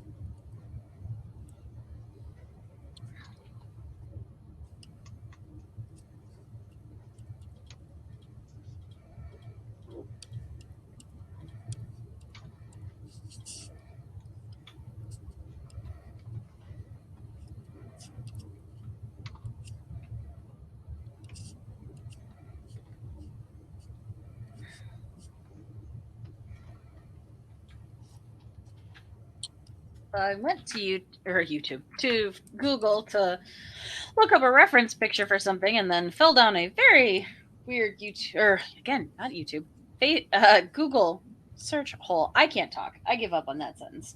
I just wanted to see placement for a face tattoo, but it's become a weird. Oh yeah, I just I'm going with whatever for the face tattoo. It was one of those, like, I had an idea, but I didn't totally know how to describe it to the Google box. And so I was like, oh, not what I was looking for, but now I'm curious. So.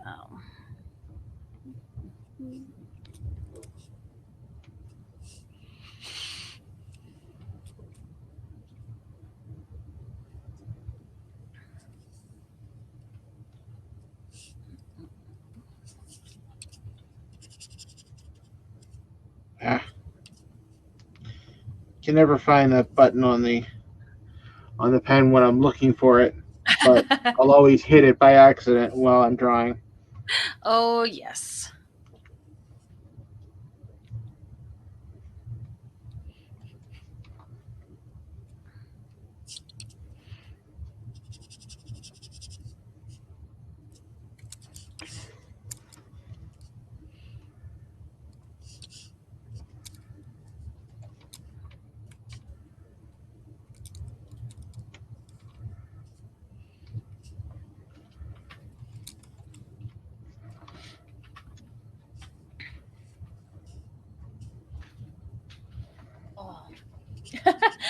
Randall says the place for face tattoos is in the trash. You're not wrong. I was trying to. So when I was coming up with this character, I kind of wanted to give her like a Polynesian feel. So I was trying to look up like the very specific cultural Polynesian tattoos and the Maori tattoos that have, like, I know they have their chin tattoos that hold a lot of significance culturally, and that part of it, like, I thought that could be a cool element because, you know, even though she is a wood elf, I kept thinking of coming from, you know, Hawaii and that type of different type of wooded area, and kind of pulling off of that. But I wanted to actually put the tattoos where they should go on that.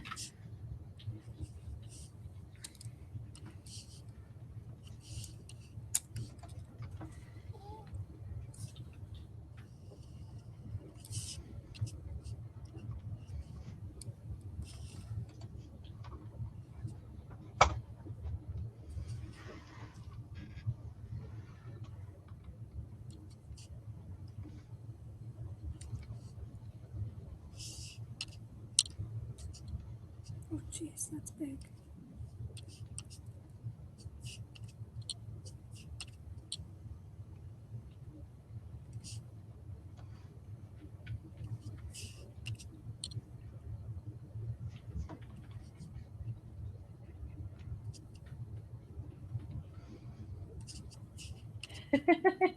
I promise not to make her Post Malone. You have my promise.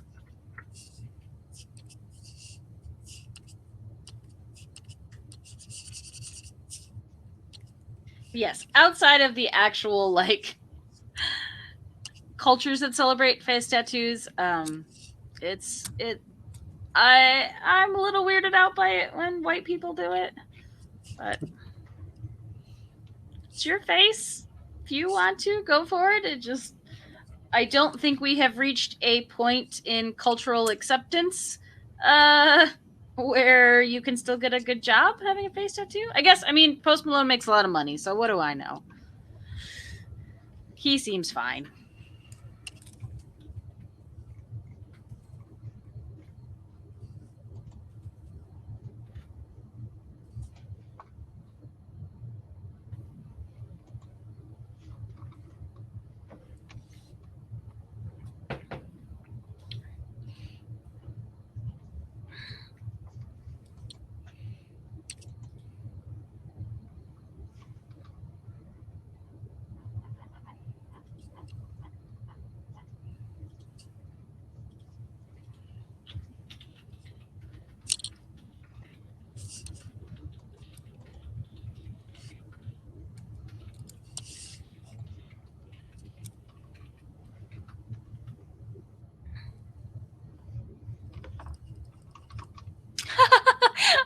Soapbox Clut says Post Malone is a weird dude, oddly wholesome. I don't know. He's been seen buying up magic cards recently in LA.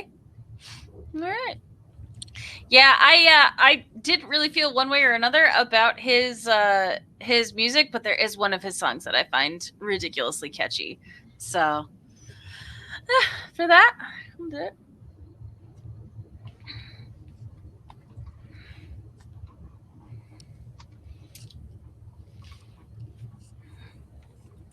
Also, I will give you all the 30-minute warning. Not to panic, just to be aware and make sure you save.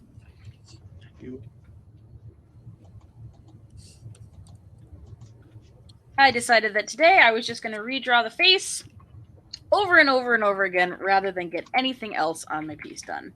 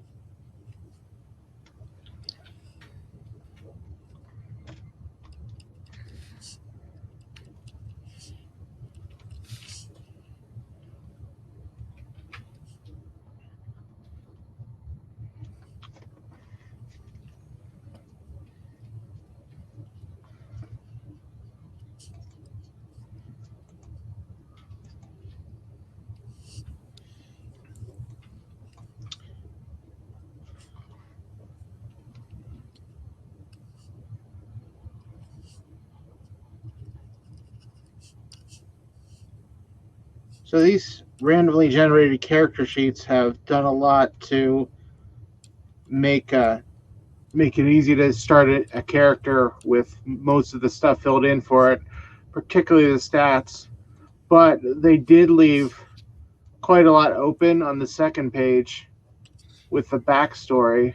Mm-hmm. Although they did fill in like a bunch of questions, which I think we could be answering for our characters.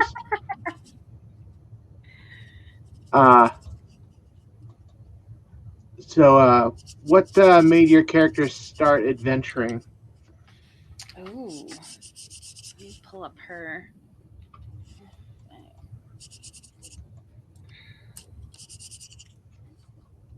So I will say, so one of my bonds for this character is an injury to the wilderness of my home is an injury to me.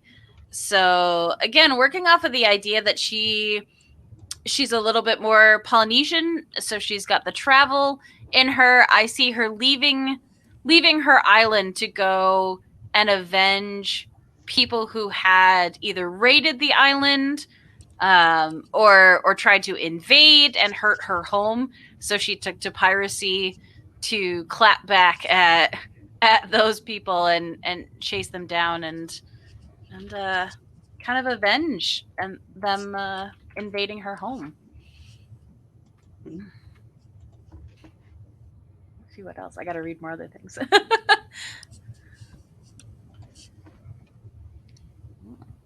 So mine says, for flaws, I believe every villager and townsperson is out to get me. So I feel like maybe there was some sort of incident with maybe theft or something, like maybe some paint got stolen, and just like, you're all out to get me. I'm just gonna peace out and try to get my stuff back. I don't know. I like that. Mm-hmm.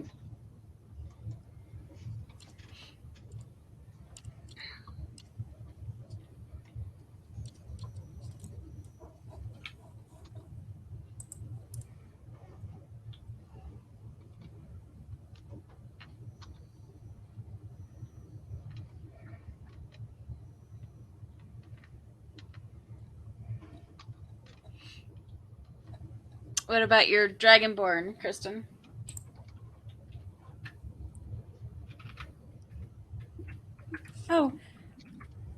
So the character sheet makes them sound just like super loyal friends, like they'll go to the ends of the earth. But there's also something in here about they lost a treasured possession and they seek a way to get it back. So I'm pretty sure that's kind of like a built-in motivation right there. I guess they lost something.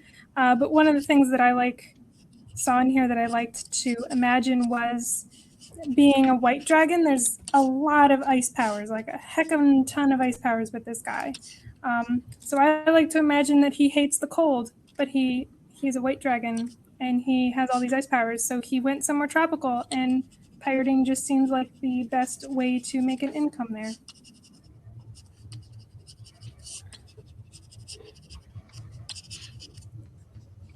I like that. I like the anytime you get to play with this is my natural born thing. I hate it. I hate the cold. Yeah. I sympathize with this dragon. Yeah. I'm not projecting at all onto this dragon. At all. I think Roscoe, as a gladiator, that pretty much sums up his backstory, was he spent most of his life fighting and has all of his teeth knocked out, but he is still a determined warrior, and now that he's finally won his freedom in the ring, he is determined to find a place for himself in this world.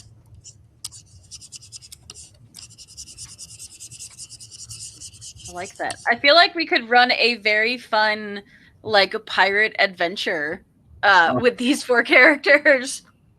I love pirate. That's my favorite, probably my favorite setting. You asked that earlier. Yeah, I think swashbuckling, high seas adventure, that is just the place to be with my fantasy setting.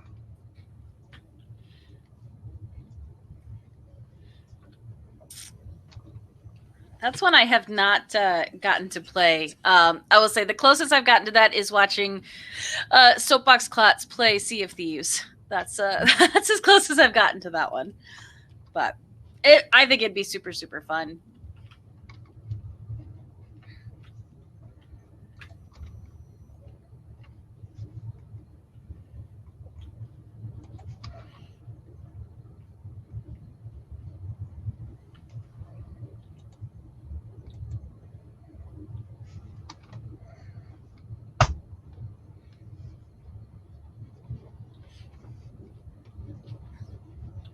But it's kind of been, at least for me, it's been interesting because previous till now, anytime I've ever created a D&D character, it has always been roll my stats, pick my class, do all of that first, and then kind of design the character after that.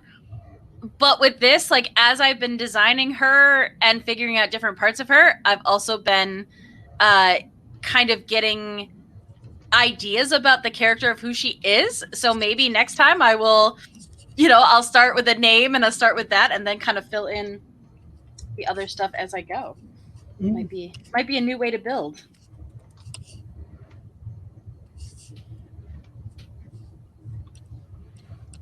Let's see, what were the circumstances of your character's birth? Interesting. I think that let's see, he's a halfling, usually traveling or in a tight-knit community. I think Roscoe was born to a very large family, and they kind of forgot him in a town.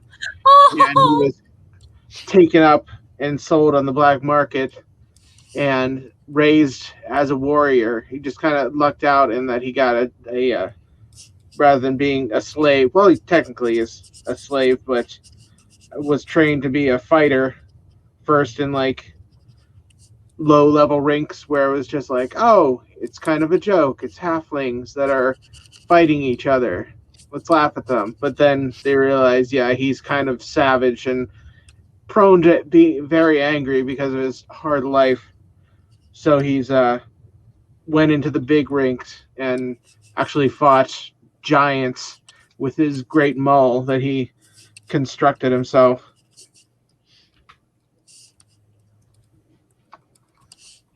That's so cool. I'm sorry. I'm just enjoying like you talking about it. That's awesome.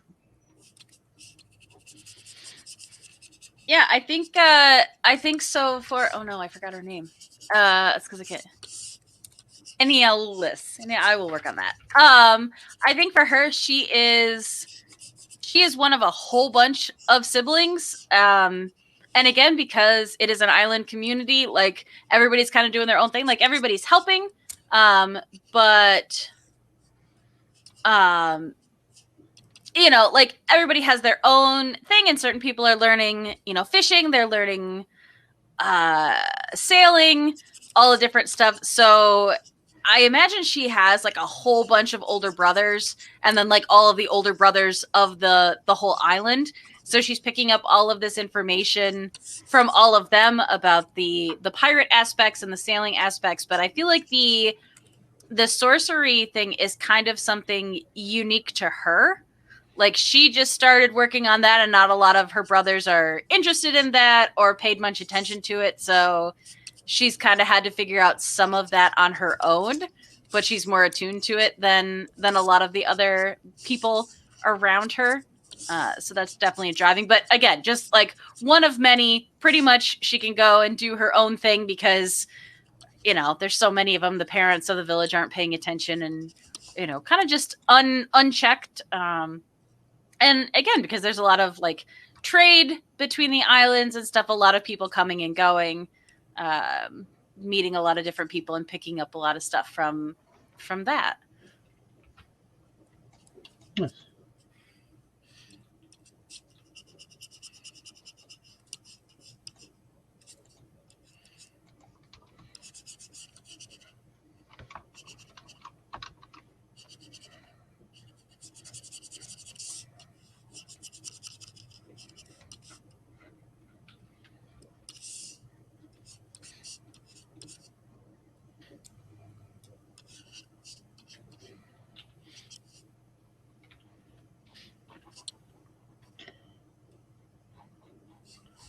So Nicole, was your character, was he born with the artistic fire, or did he just fall into it? I almost want to say, like, maybe his parents, maybe he's an only child and they were like, you can be whatever you want. I don't know, like, that's just kind of the vibe he gives me. I think I like it. I think that also that's kind of rare because it's usually like, oh, the character's parents died really young, or I don't know, something like that. But I feel like he was loved, so he could pursue his creative passions. Oh, That's touching. I like it. You don't hear that too often in D&D, that you get like a character that, you know, no, they were loved. They had a good family. Life was okay for them. Their parents are both alive. I was gonna say, I feel like D&D not dissimilar to the Pixar Disney treatment. Like, wait, you had both of your parents, and they were really close, and they're still alive? It's just crazy. How do you function?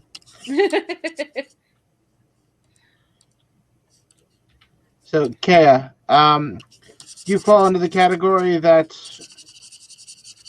we asked the question: do they have tits? Do dragon folk live birth, or do they hatch from eggs?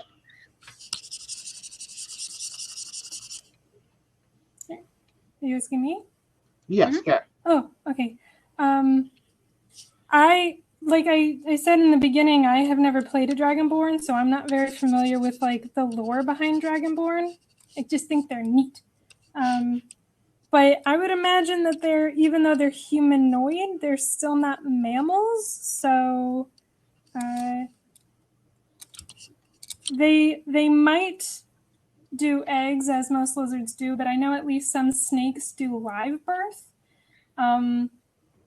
But I don't know. I think it's cute mentally to just think of like this Hulkin T-Rex-esque Dragonborn just like cuddling an egg. It's just kind of adorable. And I don't mind leaning into that.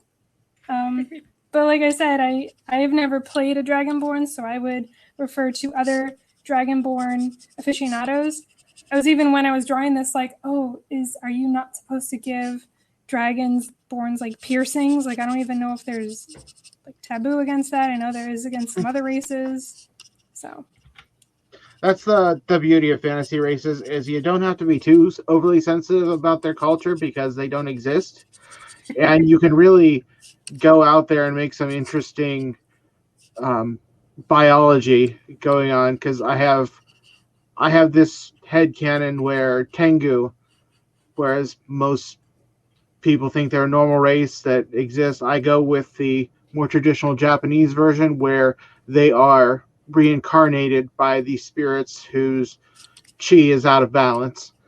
So they are fully grown when they're born, and their communities are forest, and the Kenku are raven folk. They have like raven bodies and heads, but humanoid forms.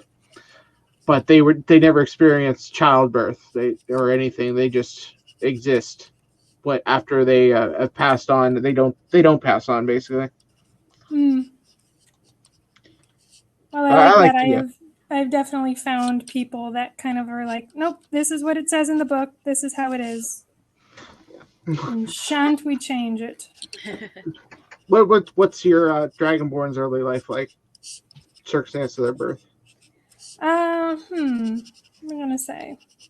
I'm gonna say he's a happy-go-lucky guy, as said in the character sheet. So that either means he had a good life or he had severe trauma. So I don't really know what direction to take that in. But I imagine, gosh, that's a hard one. The character sheet didn't really say much about his backstory. But he definitely is. Let's see. Yeah, he just seems very flamboyant. Oh, I also just noticed that he is a chaotic neutral. So I'm going to say he's probably a bit of a schemer. And he probably went on a ship, maybe as a stowaway, and then he has a lot of charisma. So I'm going to say that he managed to bamboozle his way onto the crew and not be completely shoved off the ship. And hey, now he's a sailor. I'm going to go with that. Cool. I like it. Also from chat, Dell says Nicole's character has to travel home every solstice or he gets guilt trippy letters, which I just love. Like, I love the idea of the parents sending, like, we haven't seen you since last solstice. We don't know if you're doing okay. Well-to-do, distant parents, boarding school class clown. It's perfect. I love it.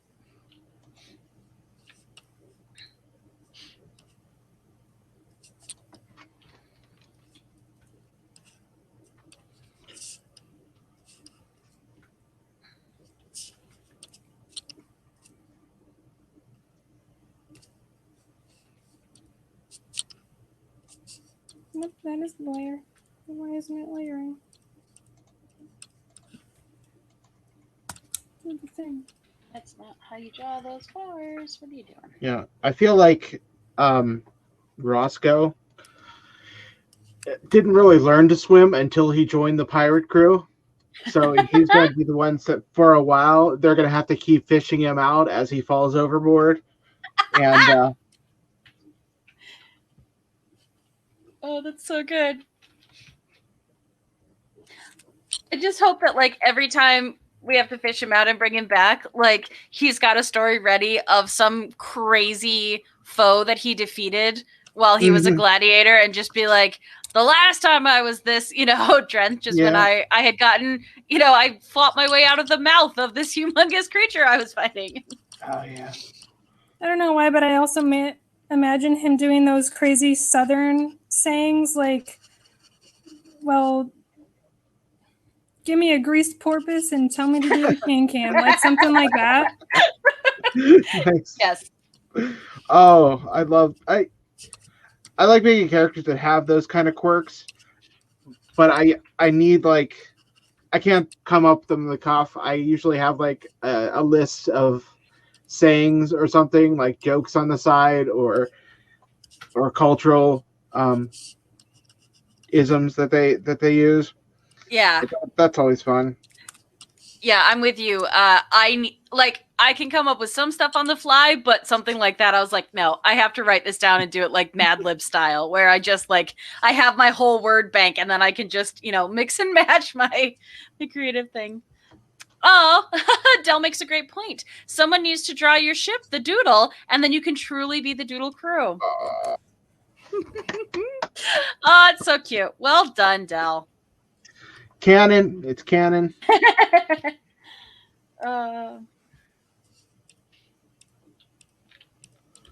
Ooh.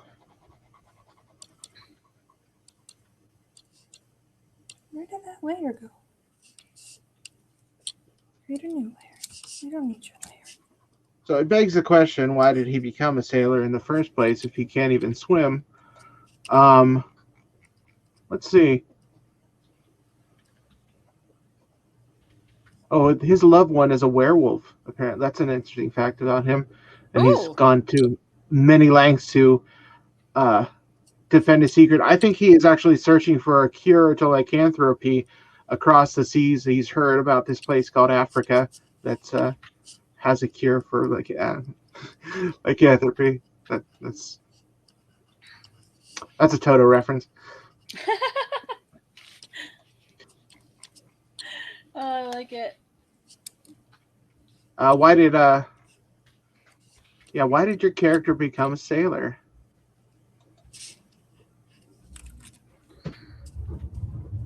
For at least for mine, you would kind of be like laughed at and looked down, living on an island that has so many sailors coming and going if you couldn't be a sailor.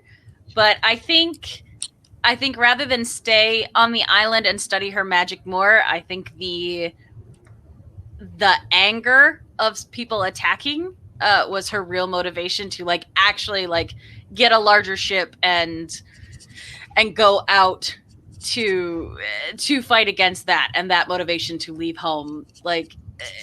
Traveling but coming back home had always been a part of it, but this was like, no, I'm actually going to leave for a while and go avenge and deal with this shit. Exactly. Yeah, because she's chaotic good, so she's avenging her people by any means.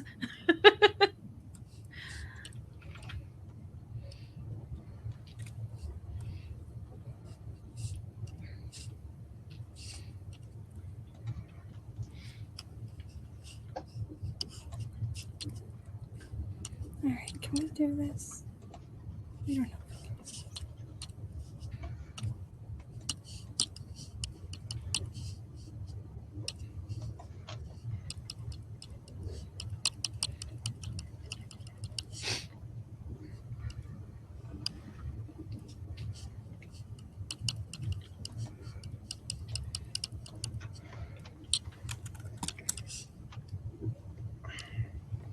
I will now admit that I have sea shanties in my head from talking about all this pirating.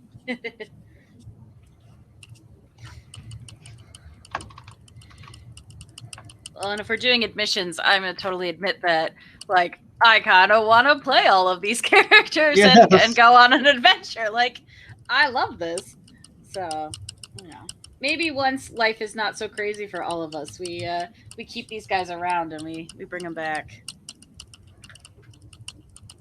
Find a DM so Idaho can play. Yes. Hey, Jesse Betts, what are you doing? This feels like a campaign that you would run.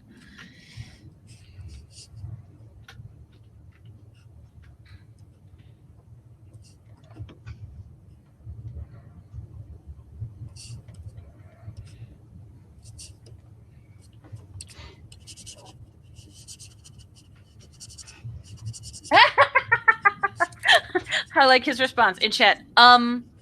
Sure.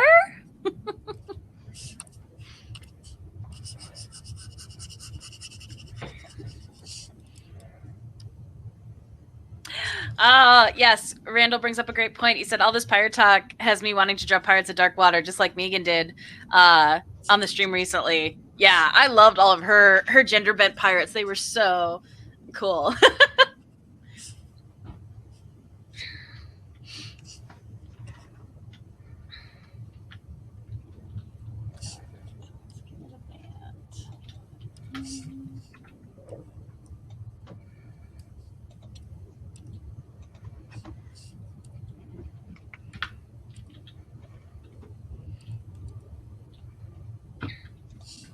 So can you have a familiar at level 1?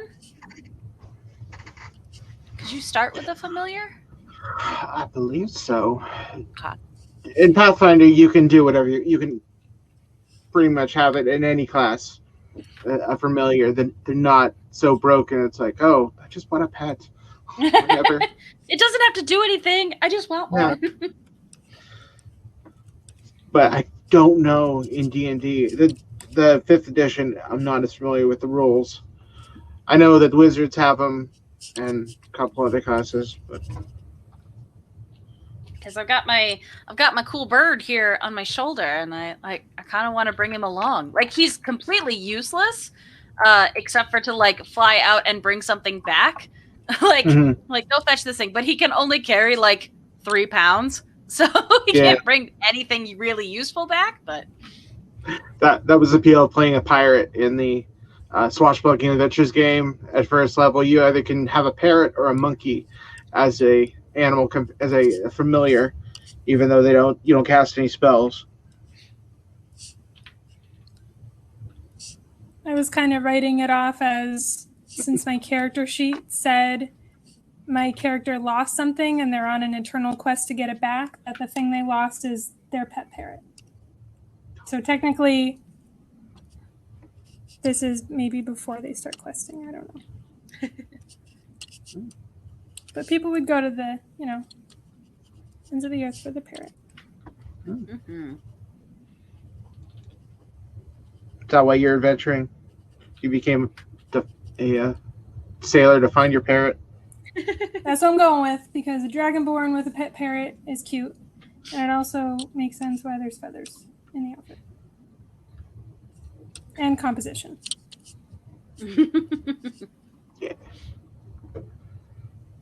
Again, I'm telling you, this design first, explain later bit is kind of an interesting way to build a character. Have you guys ever heard or maybe even played the I think it has a couple names like reverse D&D or something, but it's pretty much the amnesia campaign where you don't know what your character is. You all wake up like with complete amnesia, but only the DM has your character sheets, and you like slowly discover what your race and class is. No, but that sounds dope. Yeah. Like you apparently have, I mean, I'm sure that there's self-written campaigns, but the one I know about is like you all start in a very dark cave where you can't visually see anything, and then it's a lot of like sussing out what you are and what you can do without visuals at first, because obviously one look at each other would kind of give away what you are. But no, that's a very, very cool concept. I know how you sounded hesitant about it. No, that sounds awesome. I not got a chance to play something like that, but that would be so sweet. Because I've had stuff like that where I've put the characters in situations that they weren't expecting, and immediately the twist starts in the story. Oh yeah, you're in a mental institution. You all have varying forms of amnesia, and you're in somewhat of a fugue state and have no idea how you got here.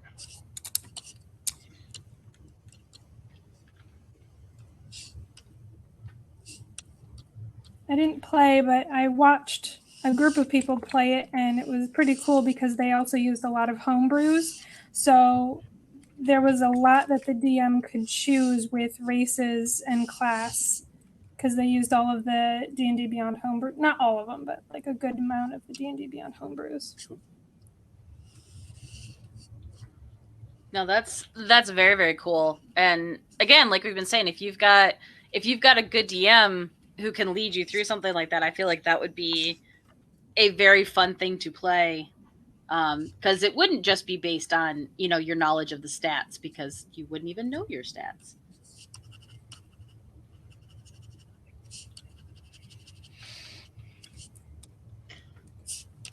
And I found it interesting that with the insane asylum one, you start to find out the characters find out they weren't such good people, and they caused a lot of problems. So they had to come to terms with that eventually. The Insane Asylum one sounds super creative. You said that was yours, right? You did that one? That was a adventure path called Strange Aeons, is based on H.P. Lovecraft books. So it's that Arkham horror type of adventure. Gotcha. That sounds really fun. Yeah. Also, very Lost, the TV show, of like, oh, we're actually not good people, but the audience is the one figuring that out. Yeah.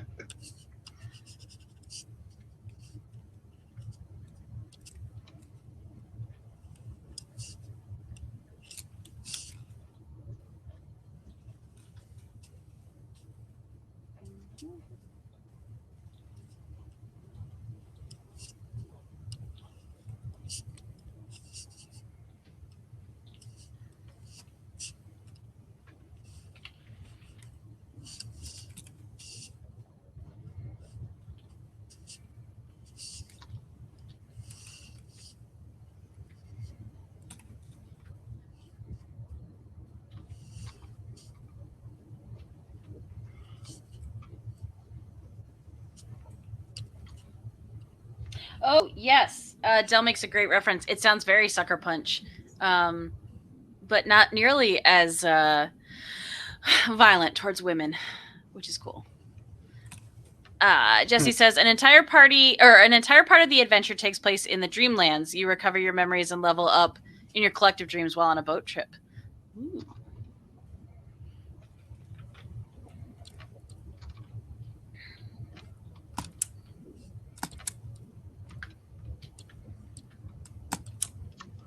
Oh, there's that layer.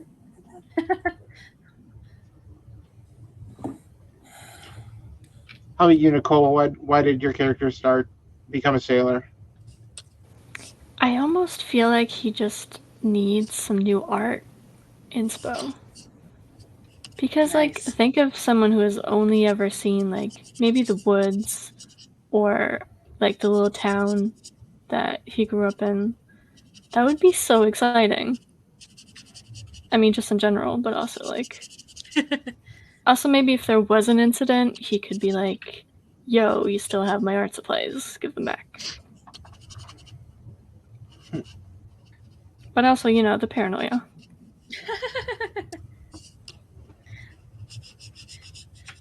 Well, then I imagine him like he keeps a journal of all of our adventures, and some of it's because it's really cool art, and some of it's because he wants to remember exactly everything, because he doesn't want to risk forgetting, because someone might be out to get him.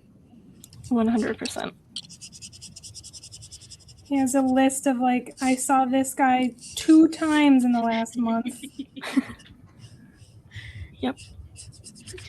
All of the villagers in this town are just like, we're so sick of him drawing us. We're so sick. Just stop following us around, drawing us all the time. That or they're like super into it. They're just like, oh, that's crazy Larry. How you doing today, Larry? I just feel like you would have like art journals and sketchbooks of being like, don't trust this guy. This guy gave you the wrong change when you bought your brushes. Oh my gosh, clearly like trying to cheat you out of your money. Tell you what, though, our pirate party is going to do so well with our money somehow, because he'd be like, no, they owe you 3 more gold pieces. Don't you let them get away with it. We're like, oh, they're right. They do owe us more gold pieces. And he's just like really staunch, like, you have to get paid for your work. Oh, yeah. It's like, you're right. I do need to stand up for myself. Like...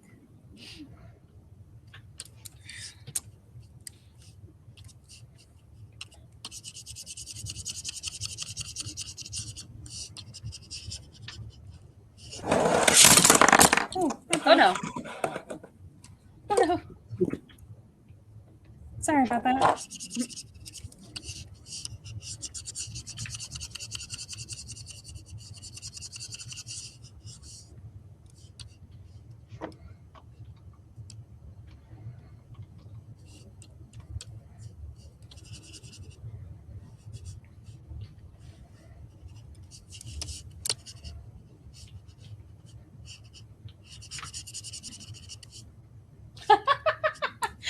So Del says he has a herd of mystical pigments from far off lands, which I loved, and I was laughing not because that was a funny statement, but because in my brain I read it as mystical pigeons, which was really funny to my brain. So yes, Nicole and her mystical pigments. That's what that word actually is, not pigeons. Although I feel like maybe animals would be the only creatures he can trust. Yeah.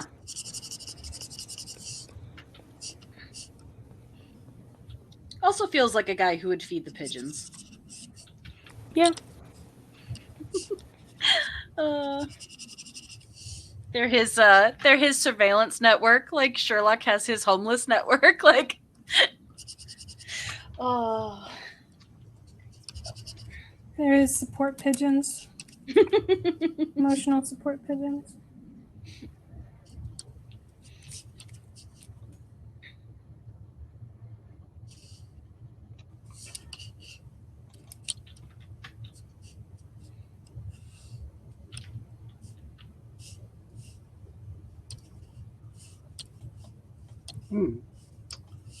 So why are you your class?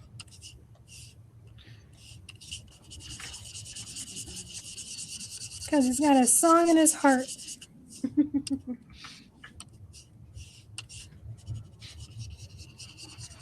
Yeah, the magic spoke to her, and nobody else, none of her brothers, nobody else in the village was listening, and so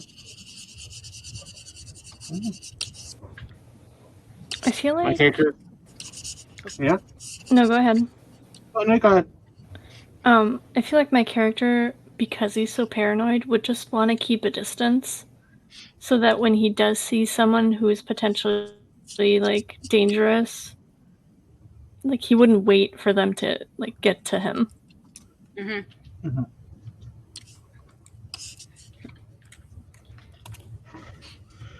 My character is definitely full of rage. Definitely is used to responding to violence, to anything with violence, and probably sometimes gets confused when people are kind to him. Like, what?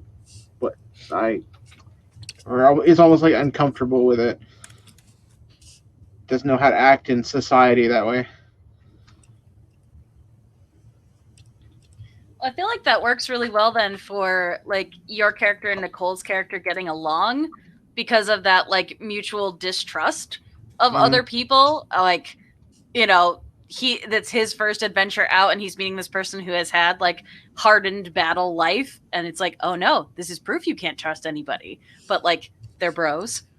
Mm-hmm. Yep. Now you want to select. That's cool. I'm noticing I don't know what my character's alignment is. Where is that written? The alignment? At the very top? Yeah. I thought it's at the top. Oh, there. Right there. Yeah, true neutral. There you go. Ooh. Okay.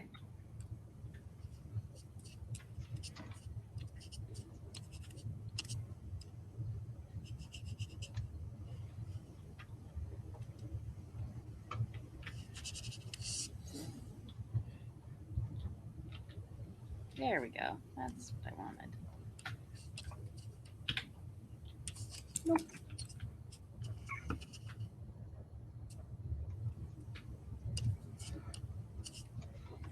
It's not even remotely the right color.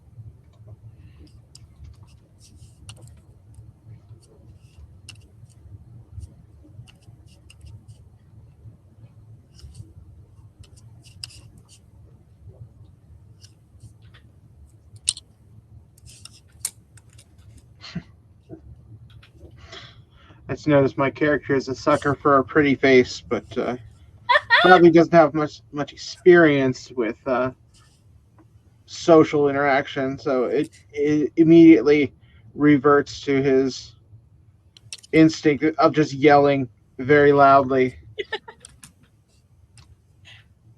I mean, same.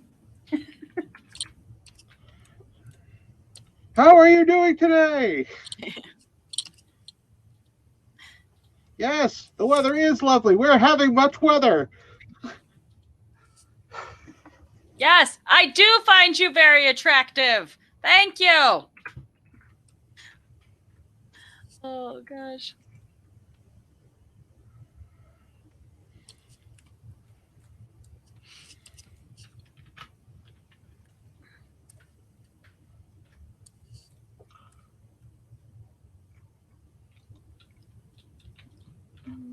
Oh, my character has some ranks, has a proficiency in performance, so I should give him an instrument of some kind. What should he play?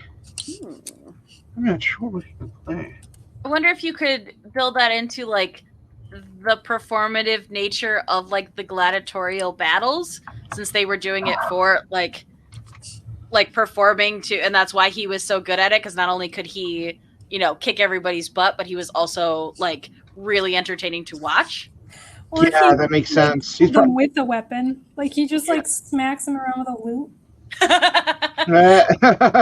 Or Dell in chat Nice. says an accordion, which I would just love to see him like throw out, and it goes like springing out and hits somebody, and then comes back in like the boxing gloves. Yeah, that's true. He was probably like an actor, so he probably has like wrestling combos that he yells out during his fights. Oh my gosh. I want it to be like pro wrestling, but he just announces which attack he's going to do.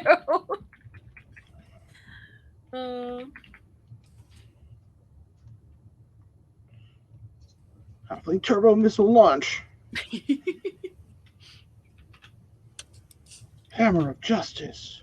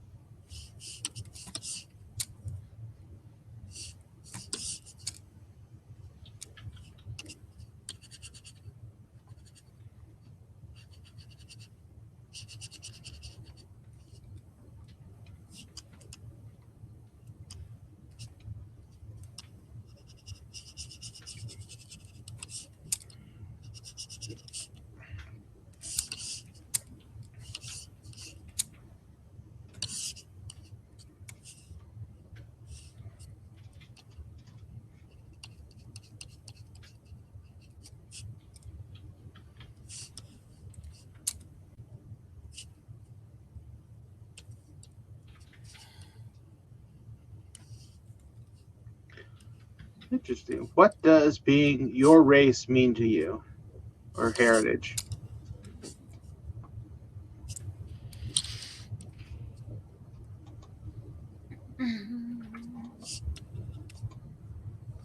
Oh.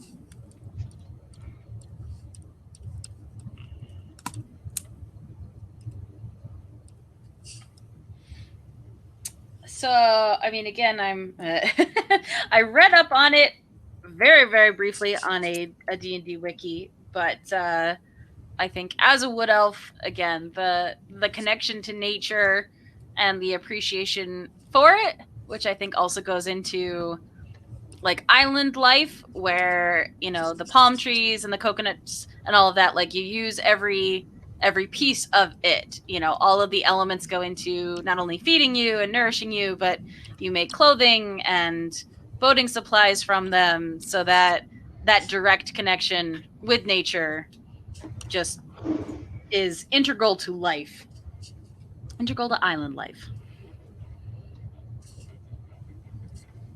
Nice. I think I've well established that he doesn't like being a white dragon because it's cold.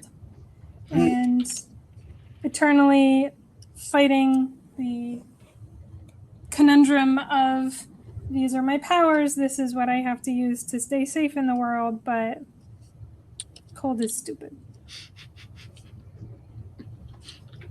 So I think it's a lot of self-reflection. I feel like my character is very uncharacteristic for his race because he's a half orc, and they're mostly like intimidating and strong, which he does not strike me as. But it does say here that they form tribes, and I definitely feel that. I definitely feel that with him being a guild merchant, just being like maybe and like going back to how he grew up, like living in a very artsy community or tribe who deal in art maybe. I feel like maybe that could apply to him. Because other than that, it's just yeah, no. He doesn't strike me as intimidating. Mm-hmm. Feel like we're all kind of outsiders, and that what's brought us all together is the why we're not usually fit in with our communities. I like that story. I like that. We met in a tavern while we were all just kind of lamenting our fates and our lots in life. Mm. Yeah. Well, and it's a nice place to start too. Hello, your fat cat artist. Welcome. Also, yes, Del. As I've been going, I am 100% Sorcerer Moana, and I have been singing Moana songs in my head since I started talking about it. So yeah, but I like the idea of us not fitting in the place that we are at. Also lends itself really well to high seas adventure. Like if you are super super grounded in the place that you're from, to leave and be like, okay, I'm gonna go on an adventure now. I'll be like, but no, I don't want to. So Rick. Oh, Dell coming in with a win again. Nicole says, your PC's dad is an artist who fell hard for a buff orc babe. I mean, sure.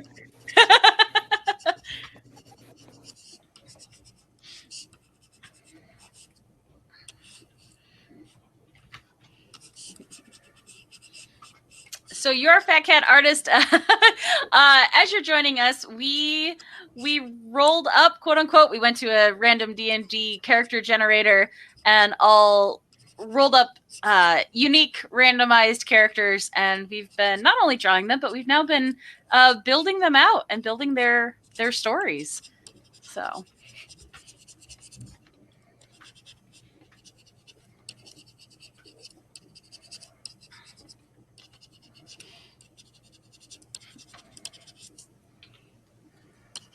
And these are their stories.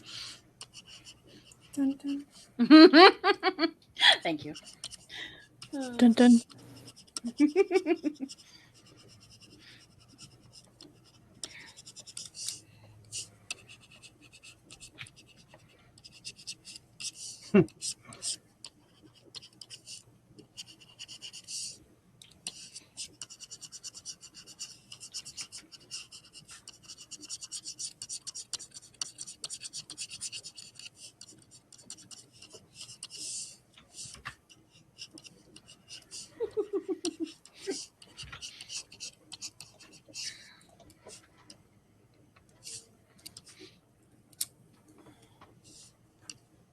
Also, I didn't want to give her a traditional like pirate hat, but I'm realizing I basically gave her the current hot white girl floppy hat that's trending right now. So my bad on that, but she looks cute and I don't want to change it. Nice. So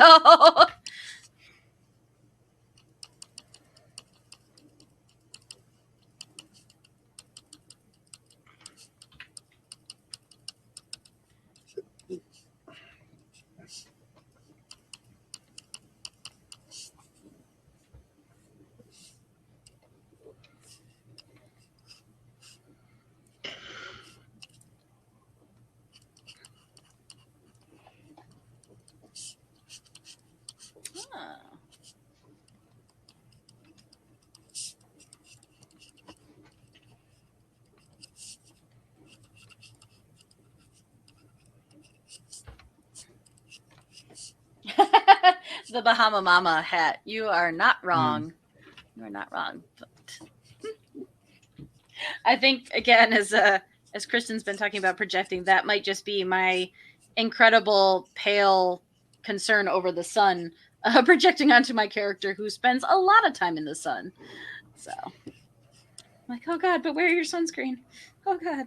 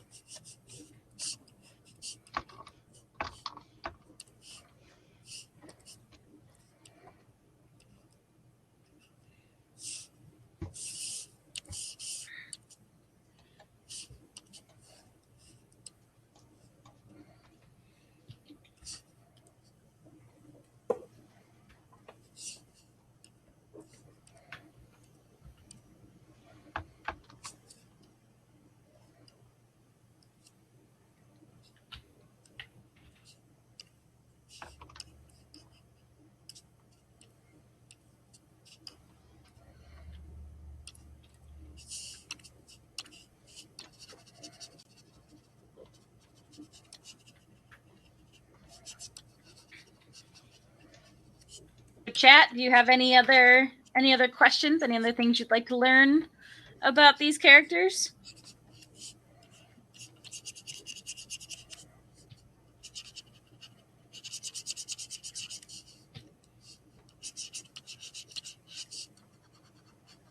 Learn why I consistently decide to draw weaponry without any reference, even though I don't know what it looks like. It's fantasy weapons. It's fantasy weapons, right. Also, like, there was a cool section down towards the bottom that talked about treasure. And apparently, again, for Pirate Moana, I have a piece of crystal that faintly glows in the moonlight. So, treasure. Yeah, treasure. I am a nice dragon with a nice crystal as well. So there's just like a lot of cold running with this dude. I, as a barbarian, have no spells, but do the spellcasters have their spell lists filled in for them? Let's see. On the third page? I have my cantrips. I have Chill Touch, Mending, Message, and Poison Spray. Don't know what much of that means. But I feel like we can, Kristen and I can double up on our cold attack with my Chill Touch. Okay, but my character's gonna just, you know, be sluggish. I'm gonna do it, but I'm gonna be real unhappy about it the whole time. Right? Oh, Soapbox Klotz says, coming in with the humble hit, Soapbox Klotz. I'm sorry, I couldn't help myself. D&D Pathfinder, there is a Pathfinder 2E PDF bundle on Humble right now. Yeah. I like it. I'm impressed with the amount of stuff that Humble puts up. I've picked up some neat stuff from them. Which is super cool. Oh, so Dell would like to know, are we morning or evening folk? I'm assuming she means the characters, but if you want to answer as yourself as well, that's fine too.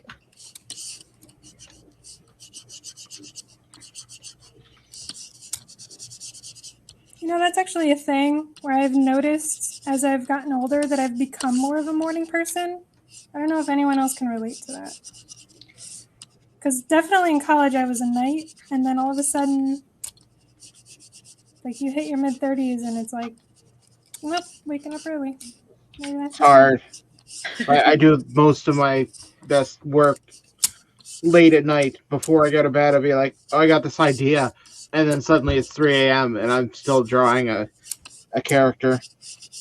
Yeah, I have to be very careful along the same lines, because if I if I'm good and I stop myself before 11, I'll be fine. But if I let it go much past that, I'll get this whole second burst of energy, and then I'll just keep working and I won't get any sleep. And that's really bad because usually I have to actually get up in the morning and do stuff. So the morning nature has become out of self-preservation, because as an adult working in the adult world, I have to often work on the schedule that other adults are working on, and that means awake by 7 in the morning, which is not. But this character, she is absolutely a morning person. Like, she is up with the sun, totally fine about it. But do not expect her to stay up super late around the campfire, because she will conk out. Just be done. Vraska's probably a morning person too. I say he sleeps on the ground, used to not caring about where he is. I feel like my character has to be a morning person because of the merchant stuff. I mean, as a merchant, you can't really get up at noon. That'd be a little bit weird. Yeah, I would agree with that for my character as well. Their name's Karev, by the way. I don't think I mentioned the name. I like that. Very simple.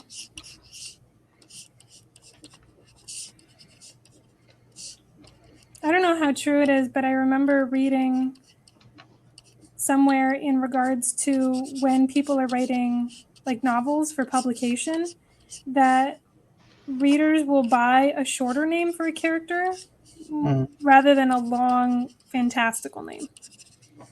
Interesting. Like, they'll believe that the character can do what they're doing and like is their actions are believable if it's a shorter name, specifically in fantasy. And there's probably a lot more to that I'm just not remembering. But I just thought it was like this very interesting study that they did.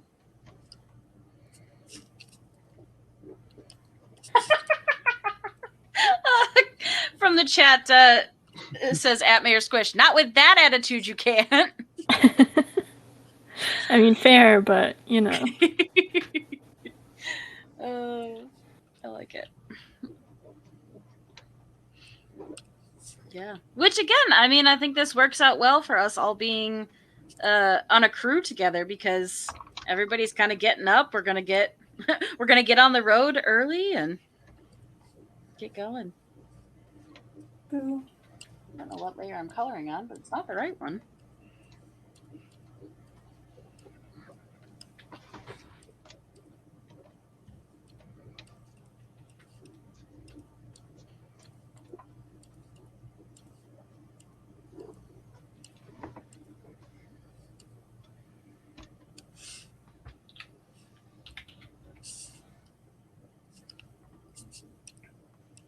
Heck yeah, Del. We sail with the morning tide. I like it. Though that could be difficult as to like keeping an eye out at night when we're on the sea. That's true. There's probably some more crew that can take care of that. Yeah. Bringing in those NPCs.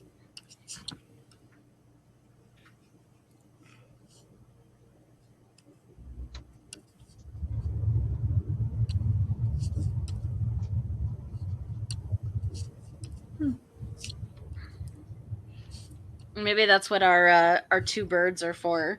They're just our watch birds.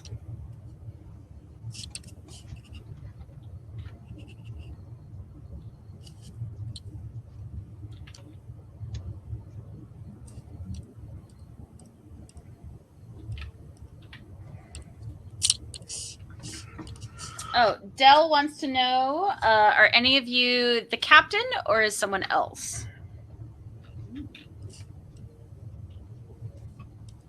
I guess that depends on our like intelligence level, maybe, or something. Yes. Where's my intelligence? Well,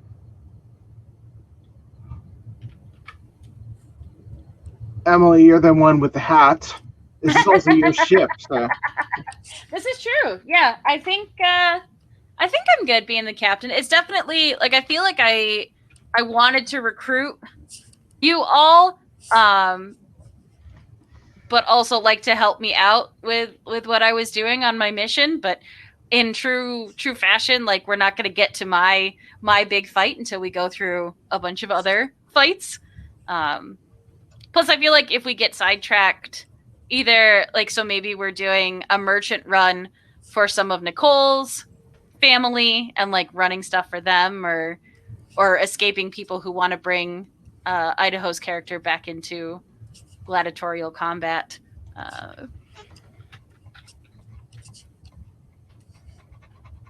Yeah.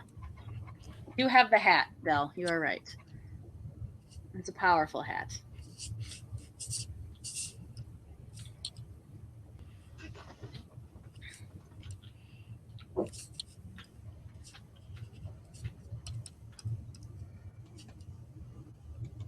I also feel like, so while she's a good sailor, kind of like Moana, she's not really traveled farther beyond the islands that they normally trade with. So once you get out either onto the big open waters or you're traveling in, like, Idaho was saying his character wanted to go to Africa for the lycanthropy Cure. not solution. Cure. Thank you. I was like, it's not solution. That's the wrong word. So I feel like at that point you've then pulled her out of her native waters. So she's relying on everybody else to help. I feel like my guy's a little bit of a nomad. So he's probably like been to every port, but he's like one of those people that says that they've been to like Texas, even though it was just a layover. So like, oh no, I've been there. And it's like, yeah, but you didn't really get off the ship. You just slept the whole time in the quarters.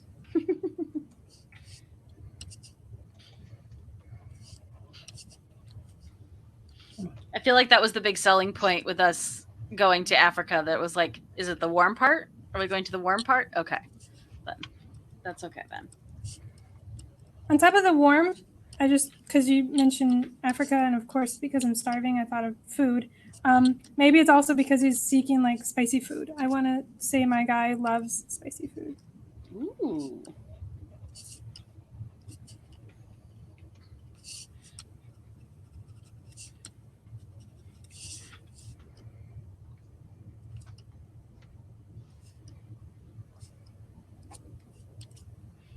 Man, I love the lighting that's happening on both of the bottom two with Kristen and Idaho. You've got the great like rim light happening, and you've got that great shine coming off the armor. Like both of those look super cool. Thanks. Thank you. Coloring is fun.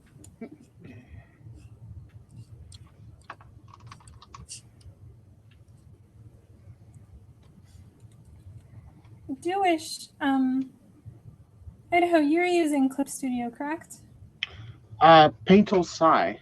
Oh, my bad. For some reason, I wasn't looking at the interface close enough.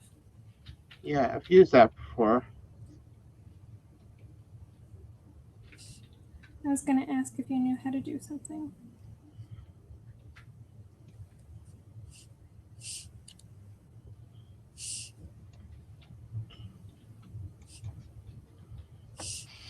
What? Just to be clear, maybe I do know. I was wondering if Clip Studio Paint had adjustment layers, like how Photoshop has adjustment layers. Right. Because I wanted to just kind of color correct this as a whole without having to like do it to individual layers. Yeah.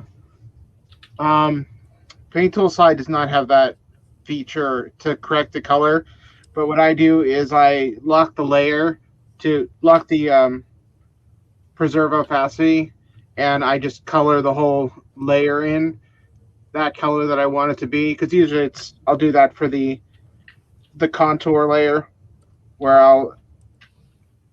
I want to have it be the line art to be a different color, so it blends in more.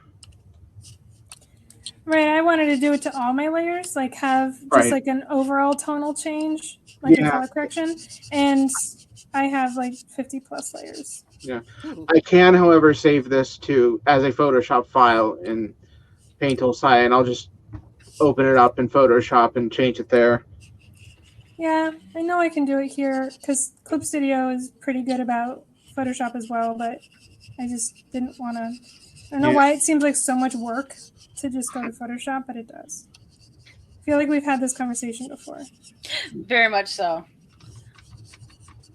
And it kills me because I can do almost everything I want in Clip Studio, but there are just a couple of things where I knew exactly how to do them in Photoshop and I don't in Clip Studio, and I get irrationally frustrated with like, why can't I just do the thing? I just want to do the thing and I want to be done with it because I could do the thing in Photoshop.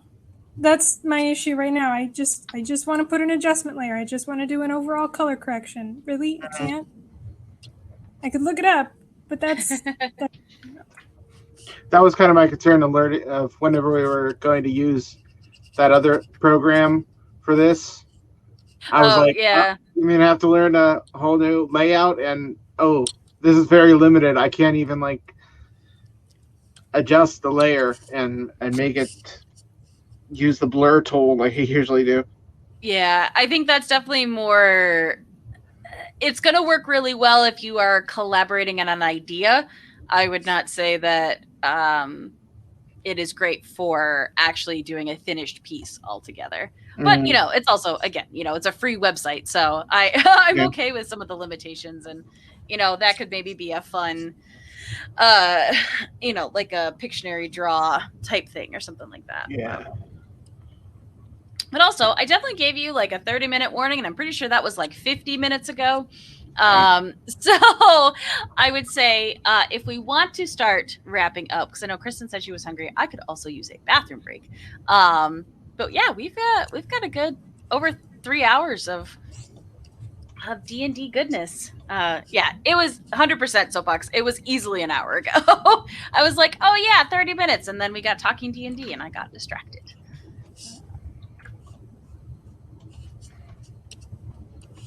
So it's fine. Time isn't real. It doesn't matter. I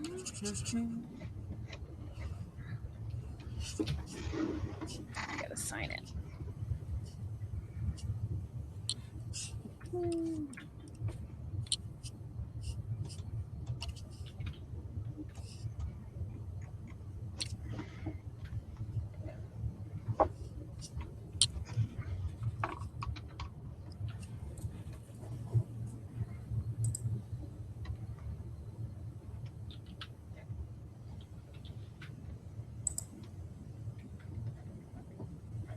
what sound do pigeons make?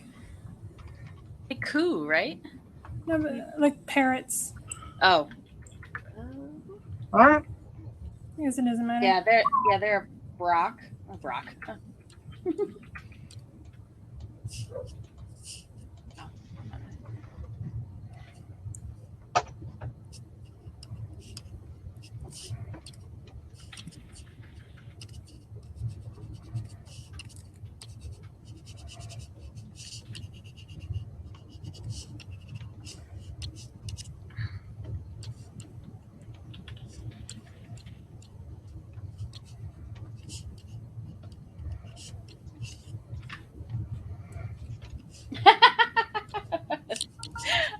Jesse Betts says, Wark? W-A-R-K? I like that. Work would work. Bark would work. Work. Also, burb is good. Chocobos say work. I forgot what birds say, so I just called them what people call burbs. That's like a Pokemon. It's just going to say its name like, burb, burb. All right. So, since you're in the hot spot, Nicole, tell people where they can find more of your stuff if they want to follow you. You can find me on Twitch and Twitter at Mayor Squish, and I also have an Etsy store at Mayor Squish Art. And yeah, sometimes I stream on Twitch. Heck yeah. Most times I don't. Yeah, like maybe like next Wednesday, I think. I could do that. That was a shameless plug because literally next Wednesday, Mayor Squish and I are going to have a watercolor stream. Both of us are going to set up and we're going to do some watercolor painting. And I'm going to try and keep up because she's really good and I am rusty. So it's going to be fun. I'm very excited. You'll be fine.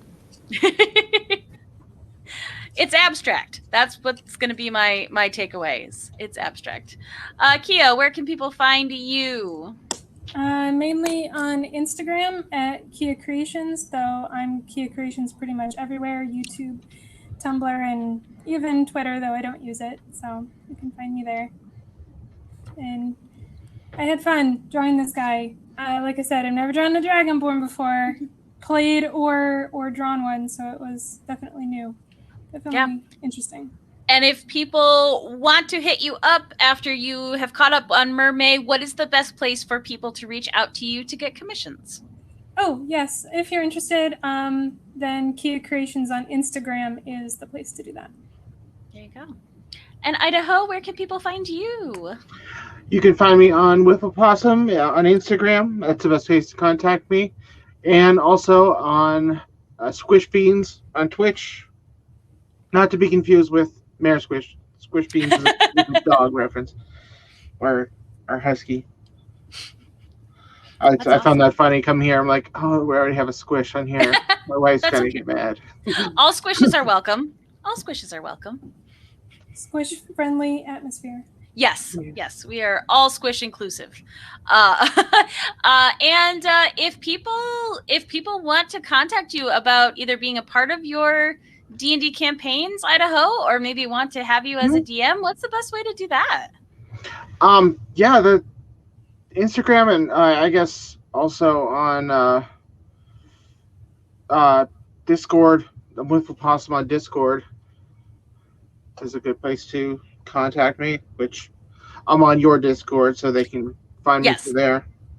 Yeah, so if anybody has any questions, if you can't find the info, we are working on updating our Doodle Crew link tree so that I can start getting a bunch of the guest artists info up there as well. I need to get that to Nicole because I've been slacking, but you can also just hit me up or even hit up Doodle Crew Draw, Twitter, Instagram, and Facebook, especially on our Insta and Facebook. Follow those if you want to see posts of the artwork that we work on stream. That will usually have the contact information for the artist who created it, but also, again, always just ask. If there's anybody you want to get connected with, just send me a message and I will happily get you in touch with them. You can do that at A Swan Named Emily anywhere on the internet. If you would like to watch previous episodes of the Doodle Crew, I'm slowly building my YouTube following, and we are one at a time getting closer to me being able to rename my YouTube channel and actually have that link. But all of the old episodes are up over there, and I'm working on moving them. They are also appearing on the Facebook page, so if you'd like to watch any of those, definitely watch it there. If you want to see other art that I'm doing, you can come and hang out with me on Friday afternoons on my own stream on this same channel. If you want to see me and 3 other amazing trash pandas talk to each other and laugh like insane people, you can join us Wednesday nights at twitch.tv/inaddpod or catch that show in your podcatchers. We are In Addition Podcast. And coming up this Sunday is going to be the next episode of Sketching Shakespeare. So that's myself and Kruggles of the Protest Too Much podcast. She brings me a piece of Shakespeare's prose, and I don't know anything about it because I don't know a lot of Shakespeare. She explains it to me, and I draw a comic based on it. So that'll be this coming Sunday at 2 p.m. On this channel as well. So pretty much if you want to see what we're doing, follow this channel. Just hit us up. If you end up using the character generator to generate your own characters, send it in. Tell us, especially if you end up drawing that character. We'd love to see them and chat with them about you. Chat with you about them. That's how words work. There we go. All right. I'm good. That's enough outro. Thank you so much to chat. You guys were awesome. This was a super fun D&D session. I had a blast. This was really great. Thank you for turning my mood around. You improved my day greatly. So have a great rest of your day, and we'll see you in about a week on the next Doodle Crew. Goodbye.